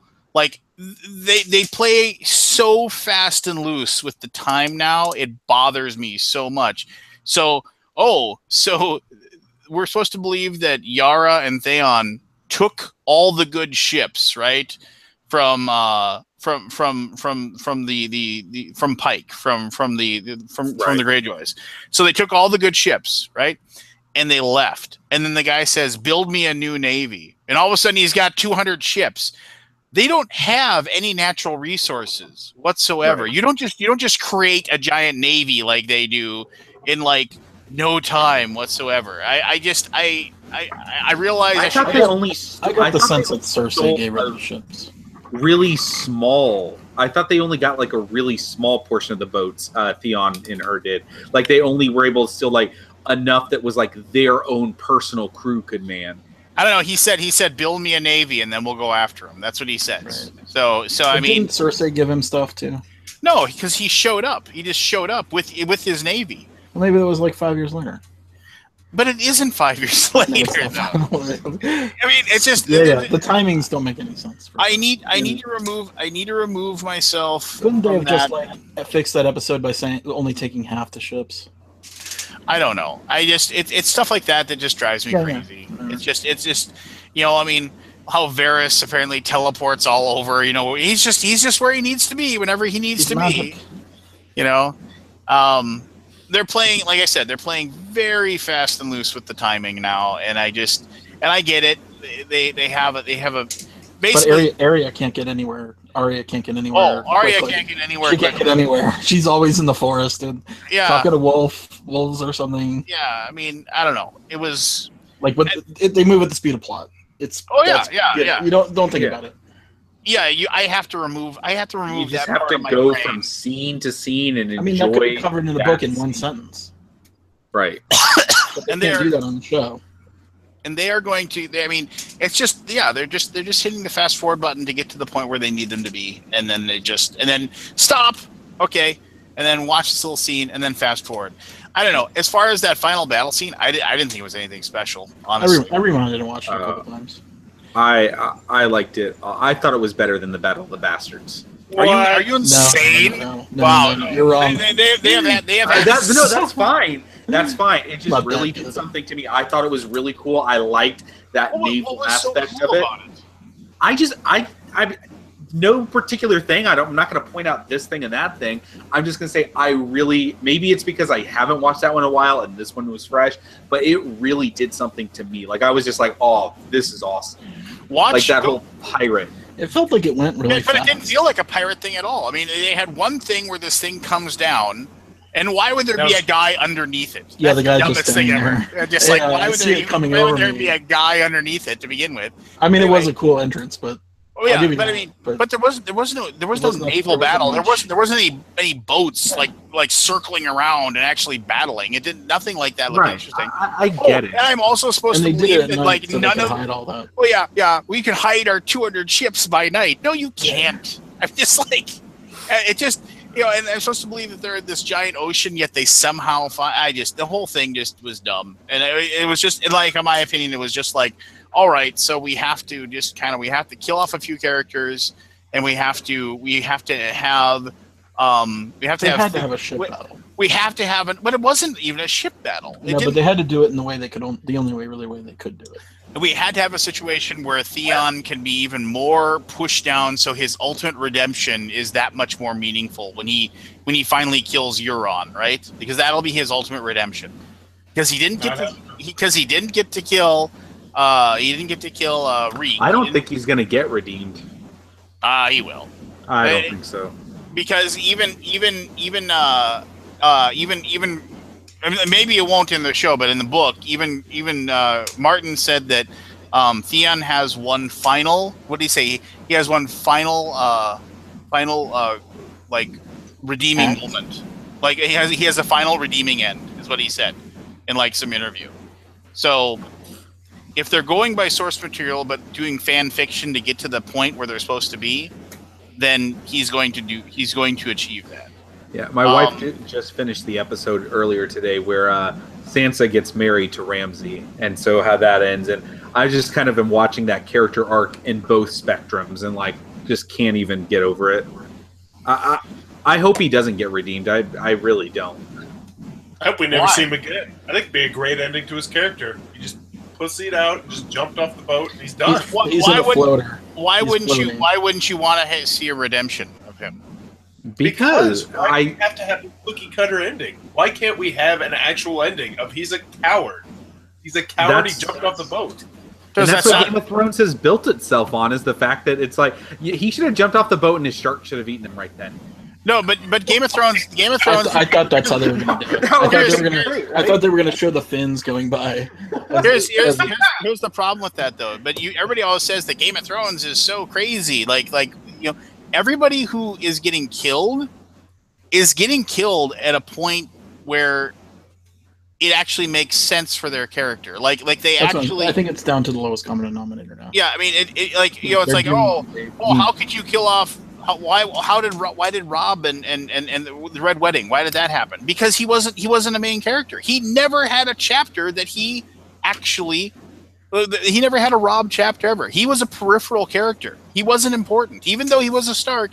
He was peripheral. So was Caitlyn. It was all through. Yeah, it was Caitlyn had her own chapters for a long time. She did, but Caitlyn was still a peripheral character. She was never important to the propagation of the story. No. This story is about overall because it's called the Song of Ice and Fire. This story is about Daenerys and Jon. That's what this story is about.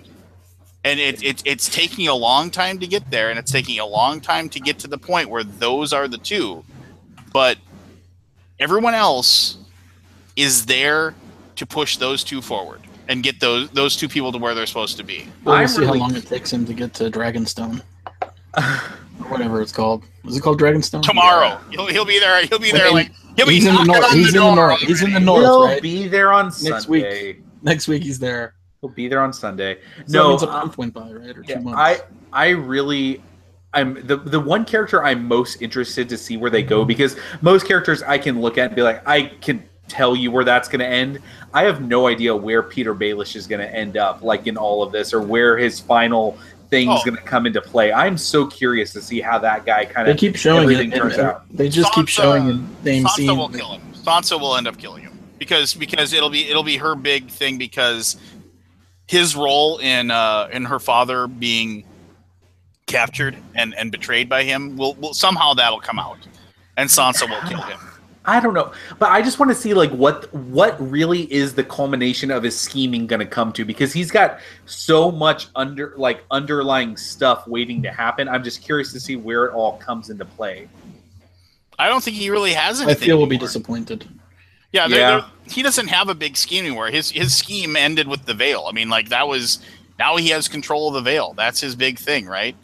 You know, and so he has an army at his disposal. He has something. He will make a play for trying to be in control of the North and trying to marry Sansa or something along those lines, and then he'll be killed. I mean, and it'll be ultimately he'll fall off his horse. That would be a real crazy ending. No, but I mean, look at all the characters that like you thought may have been important, right? Fell down an elevator shaft. All of them just like are they're being peeled off and dropped one by one, and because they aren't important. Yeah. They just the Sand Snakes done. Not important. Not important. No one thought that they were going to be anything other than just 3 chicks that could fight.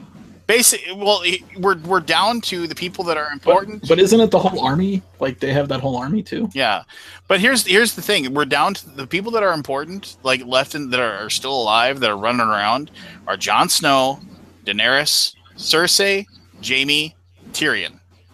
Those are the people that are important, that are still running around doing stuff. Bronn didn't die, did he? No, but his last word was Bronn still has Bronn still has a part to play. That's all he said about Bronn. Like you're going to see him again. But he's a one note. He's a one note guy. I mean, he'll be dead. He'll die. Are we talking about the blind kid or the awesome guy? The awesome guy. Oh, I suppose Bran has a role to play too. But man, who cares about Bran? What about Jorah? He's obviously not going to die now. Well, Jorah will die saving Daenerys. That was a great scene, by the way. That I like. It wasn't bad, but it was way too like. Can I have a chicken pot pie? It was way too just like, oh hey, here we're gonna cure this disease that kills everybody else, and Sam's gonna peel it off, and Sam read a book somewhere and he's got a chisel, so now he's gonna cut it off. Which is cool. I like Jorah Mormont as a character. His arc obviously will end with him giving his life to save Daenerys from something. Can't we do that so much though? Which will be those perfect. Are so tropey. But here's the deal. Have you ever read anything by George R. R. Martin that isn't great Game of Thrones? I've not read anything by George R. R. Martin. He is tropey. He is tropey. And the thing is the thing about the show was that it wasn't really that tropey. But ultimately, like his end stories, like they all have these peripheral characters that have these, oh my gosh, he killed him off. Like all the stuff that he writes is very tropey anyway. It's ultimately, and the thing is also, you have to give people what they want, and people want. I don't necessarily think that. I don't think that's true. Yeah. I don't think it's going to go that way at all. I think it's going to be. I think that a lot of people will be very shocked with how the whole thing's going to end. Why? Because you think Cersei is going to win? I think Cersei is going to win. I think she's going to name your wager. Name your wager. I'm still. I thought you guys already had a $20. $20 American. Yeah, I will. Let's double it right now. Make it $40 American. Why, when 20 is such a nice even number? Because I want to get $40 out of you, Joe Wiggins. No. I think you're wrong about the majority of people wanting that Jon Snow, Khaleesi thing. Like, I couldn't care less about them. There will be I three think people. want There will Euron be three. Greyjoy's fat cock and Cersei to take over everything. There will be three people riding dragons, and that will be Jon, Daenerys, Cersei's gonna kill him with a crossbow. Jon, Daenerys, and Tyrion. They've got the crossbow ready to roll. You think they're Oh, not going to use that as a? That's gonna take out a mother effing dragon right there. So they're gonna get beat. They're gonna get beat in some way, and then maybe something will happen. Well, okay, so I mean, they're accelerating it too fast. They're talking about like Endgame in the second episode of the season. Jon, Daenerys, and Tyrion will all be flying dragons because they are all Targaryens, and that's. So next episode, what do you think? I think there's going to be a Sansa and Arya reunion. I think that's going to be like a big part of next episode. Well, maybe. Yeah. I mean, if she somehow gets didn't she re-divert herself? She was walking down, and then she turned around and walked. Yeah, I went the other way. I did like seeing Hot Pie again. That was nice. Hot Pie. Hot Pie is going to rule it all at the end. I feel like Grey Worm's going to die now. What happened to the bastard son that was training with Gendry? What happened to Gendry? He was last seen rowing a boat away from Dragonstone when they were going to use his blood in the ritual. But the Onion Knight Davos basically told him, "You need to get out of here," and he gave him a rowboat and told him to go away. And so Stannis couldn't kill him. No, the actor who plays Gendry was seen during filming. They have pictures of him, so he will make an appearance this season. He will be doing something. And I watched that 15-inch chest or whatever you're talking about. It's a good movie. 44-inch chest. I don't think it's that good. Oh, it was good. The lady, the Tyrell grandmother, she wasn't on the boat, was she? No. Okay, I didn't think so. No, it was just the. Yeah. Well, I don't remember her name, but and that's going to be his gift or whatever that he's going to bring back to Cersei. Is he's going to bring back the woman and her daughter, and then they're going to be all like, "Oh, here's my gift. Now you got to marry me." And that's right. They just conquered the Dorne army. I'm excited to see. I'm really excited to actually see the. I guess if I'm looking forward to anything happening this entire season, the one thing I'm looking forward to the most is going to be the Clegane showdown. Yeah, that has to happen, and probably ending with both of them being killed. So I just want to see the new record all these statements. Finally, what? Jaime and Tyrion. Eventually, they're gonna meet in battle. That's what I want to see. No, that'll never happen. That'll happen. It's inevitable. Jaime will be the one that kills Cersei when he realizes that Cersei has how is that going to happen? Why would when he kill? What's his motivation going to die? Because you're wrong. What's his motivation to kill her? Marry the Night King. Yeah, Jaime will strangle her to death with his golden hand. Why? That is how she will die. What's the motivation, though? Because she will finally be crazy, and he'll realize that, basically. That's. But she already knew he was crazy. She was crazy. I know, but they were killing kids in the first season. I understand that, but go back and read the prophecy. The prophecy was that your younger brother will strangle you. That was the prophecy. Is that in the show? And she knows all about the prophecy. And she knows that's the prophecy, and she's going to find out that Jaime is her younger brother, and she's going to kill him first. The only person that knows that's alive is Jaime. That's the only person that knows. Because in the books, Tywin told him. And Tywin's dead, Kevin Lannister's dead, all the Lannisters of any importance are dead. Tyrion might know. But the only person that knows, because they always said Jaime was born before because he was in line for succession, but that was, he is her younger brother. I totally could see a scene where it comes down to Cersei about to kill Tyrion, and Jaime comes out and says, I'm your younger brother too. Are you going to kill me as well? And eventually she will. She's going to kill both of them. No, That would be so melodramatic. I don't think I don't buy into that. I don't think Tyrion's going to come face to face with either of them. Tyrion will come face to face with both of them. They have to. They have to have a final showdown or whatever. It'll just have to happen. But I mean, what kind of showdown do you have when there's freaking dragons? Well, we've already established that. I truly do believe that Daenerys. Dragons are no big whoop. Yeah, They're going to get shot. Oh well, at least one of them has to die this season. Yeah, one dragon is going to die this season. They don't show a giant weapon without using it in this show. They've used all their giant weapons and they've all worked. So here's the question: do you think one of those dragons is going to be a White Walker dragon? Like that's what I've heard online. That's what some people think will happen. Right, because we didn't really talk about this, but there's the White Walker giants, right? Yeah, one. Oh yeah, there was multiple of them. Mm-hmm. So okay. So here's the question. So I guess Daenerys is going north now. She's going to go fight the Night Army. No, Jon is going down to meet her, and then there's going to be who knows what's going to happen there as far as blah blah blah blah blah. I'm Jon Snow. Blah blah blah blah. I'm Daenerys Targaryen. And then it's going to be. Yeah, it'll be. I don't know what's taking George R.R. Martin so long. He should just call you. You can knock this shit out for him. I know I could, and I'm Tyrion Lannister. So when is that book supposed to come I'm going to out? say some clever things now. I drink and I know things. What is when's that book coming out? Nobody knows. He hasn't really announced anything. He was at Comic-Con, right? Weren't they showing off the Song of Ice and Fire? Aren't there two more books after this one though? Two more? Yeah, there's Winds of Winter, which is the next one after Dance of Dragons, and there's supposed to. Is there two more? There's 7, right? There's 7. So it's the Winds of Winter is the next one, and then it's like it's something like a prophecy of summer or something like that or whatever. So so there's only one more.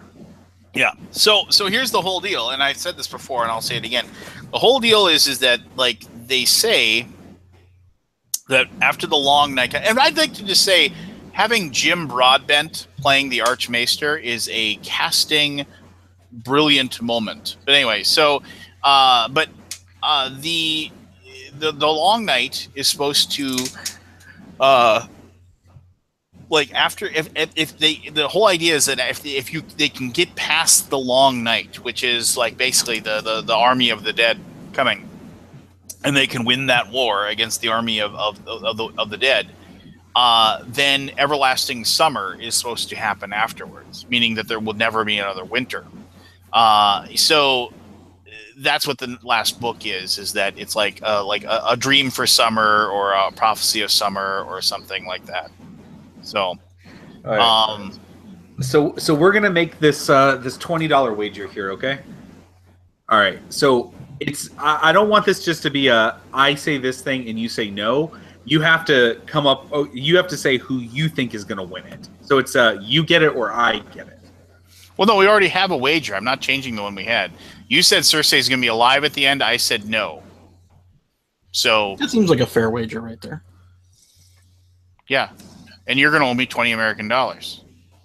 You're going to owe me a beer because totally going to be at the top of the mountain. Yeah. Even if it's ashes. I think Cersei's going to end up winning it all. I think she's going to be at least the last one alive on the Iron Throne at the end of the day. She will be dead. So how come the series? Dragonstone was in such pristine shape? Well, because there's no reason in the books. There's no reason to go there. It has nothing. Oh, really? Other than got a mining capability of dragon glass. It was completely not like you didn't think some squatters would move in, like people. I mean, a bunch of homeless people. Right? But there's nothing there, right? There's fish. I mean, I obviously they hadn't shown it in the show until the last episode. No, they showed a lot of it with Stannis. Did? That was where Stannis was based before he left with his army, and even after. I'm excited to see what happens with her character. Like, I want to know why she's an old lady and why she's not hot. She's centuries old. I mean that's why. She. But what's her purpose? What is she going to do? Vampire? No, she's a priestess of the Lord of Light. That's that's why. You know. I really like that scene where the Hound is looking into the fire. That was great. Yeah, that was good. I don't know. I think I don't. Melisandre eventually has to die, obviously. Why? Well, I mean, it's just It'd be cool if she lasted long. If she survived. Yeah. But okay, so the prophecy of the Lord of Light says that the This prince is from the books, though, right? True, but they mentioned the prince who was promised several times. So right. The prince that was promised had a sword called Lightbringer, and when he forged the sword, it had to be quenched. And in order for it to be quenched, in a basically, well, no, he had to plunge it through the heart of the thing that he loved, and so he killed his betrothed. He killed his wife. Basically, he plunged the sword into her heart to quench the blade, which made it then basically the magical weapon that allowed him to fight the army of the dead at his time. I forget what's I can't remember what his name is. But so the idea is that Jon Snow could possibly be that hero reincarnated. I've heard it could also be Jaime, and he would kill Cersei. Yeah, and that's something that I buy into a great deal as well. Well, it can't be because Cersei's not going to die. Oh God. Well, they need to have her do something evil again. Everybody's forgotten that she killed everybody in the last season. Yeah, for two episodes ago they forgot. Yeah. Well, it was also a year ago. Yeah. Yeah. It's pretty long. It was a year and a couple months, right? We forget that she murdered lots of innocent people. Right. Everyone's murdered lots of innocent people. Really? I don't think Hot Pie hasn't murdered lots of innocent people. He kicked a boy in his nuts until he died. He said so himself. He kicked him in his balls, and he just kept kicking until they were all bloody, and he died. So one of my favorite parts of the books were when Arya would when she was traveling would fall asleep and she'd warg into Nymeria, and she'd dream of being a big giant wolf that had a pack of wolves that only killed Lannisters and Freys. They would attack groups of people and root out the Lannister soldiers and root out the Frey soldiers and rip those apart, but leave everybody else alive. And so when they finally bring Nymeria back, admittedly, it was a very real moment where it was just the wolf, was her own person and was not supposed to go with Arya after being apart from her for so long. It did make me a little sad that I didn't get to see a longer Nymeria moment, because her and Ghost are the only two left alive.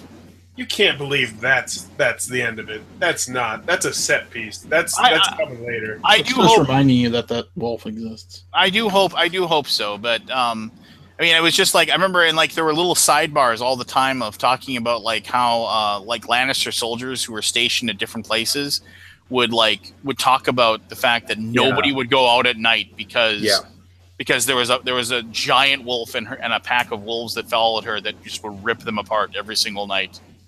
And they would send out groups of soldiers to go and track them down and kill them, and they would come back and they half of them would be dead. I just love the idea of Nymeria running around and just ripping people apart. The reason why they don't do more with the direwolves, I read, was because it's so expensive to do this. I was about to say the same thing, yeah. So Same they with the are having dragons. something big prepared for that. They're going to be really expensive? big way at some point. I heard every scene with a dragon or a direwolf in it is so many tens of thousands of dollars just to put that animal in it. As long as per second. As long as they don't have to have the people, as long as they don't have to have the actors interact with the things, those shots actually look pretty good. But whenever they have them doing something otherwise, it looks so bad. Like that scene where they like Daenerys climbs up the back of the dragon for it to take off. It looked so bad. It looked like she was just like walking up a set of stairs. It was so obvious. It was just like, don't put that in there. But they did. Hey, I gotta go go to. Okay. Are we Stay are for we that. done? Okay. What did you think of the cold open on the first episode? Oh, it was well done. It was a good job. It was good. I thought it was a good finishing episode or finishing thing for those guys, right? And then also, what do you think of Ed Sheeran? I didn't even know who he was. You don't even know who it was? My wife was like, "Oh, that's Ed Sheeran," and I'm like, "I don't know, whatever." I think I've heard that guy on somebody I know that you guys don't know. My God, I know Ed Sheeran. Yeah, did you hear that? So he is he like a movie actor or something, or he's a what? singer, singer. He's a pop songwriter. Yeah, but Thrones fans were so pissed at him, he had to delete his Twitter account. Like they were like, it broke the It broke his Twitter. Yeah, Wait, no, oh, he deleted his Twitter. I don't like the verisimilitude or social whatever. media justice if you don't like a show. Come on. Same with the doctor. But it wasn't like he was like, "Hey, I'm Ed Sheeran."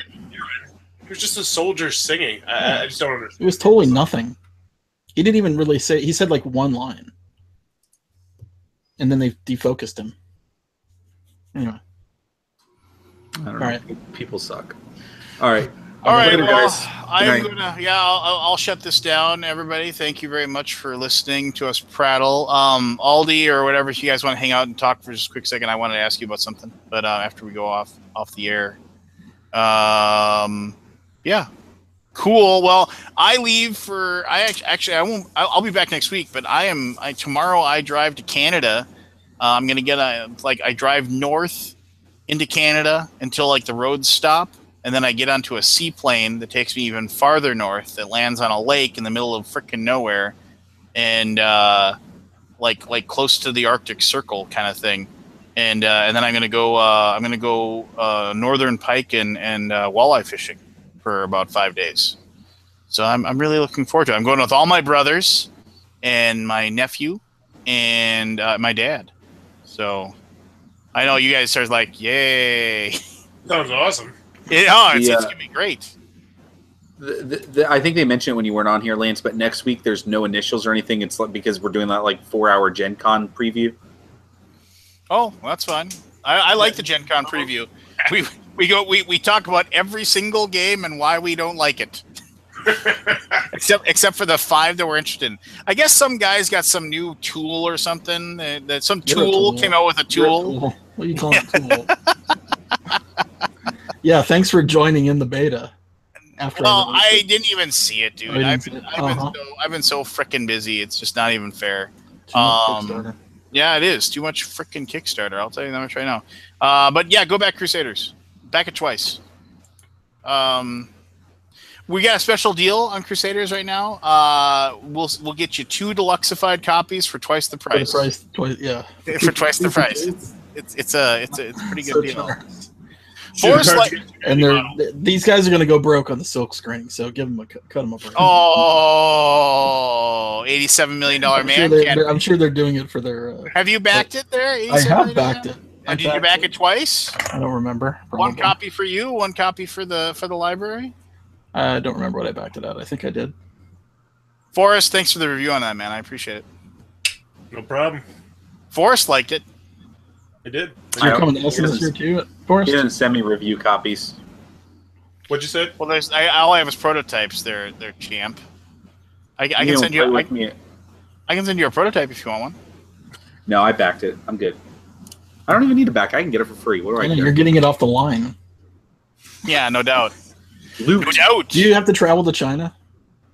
Do I have to? They usually send is it part of the thing? Well, they usually send employees there after like their second year with the company. They try to get everyone there, but it's really expensive, and they make like they make like a big 2-week thing of it. So like it's not like something that you just get to do like as soon as you get hired. Right. So cool. Fair. All right. Good night, everybody.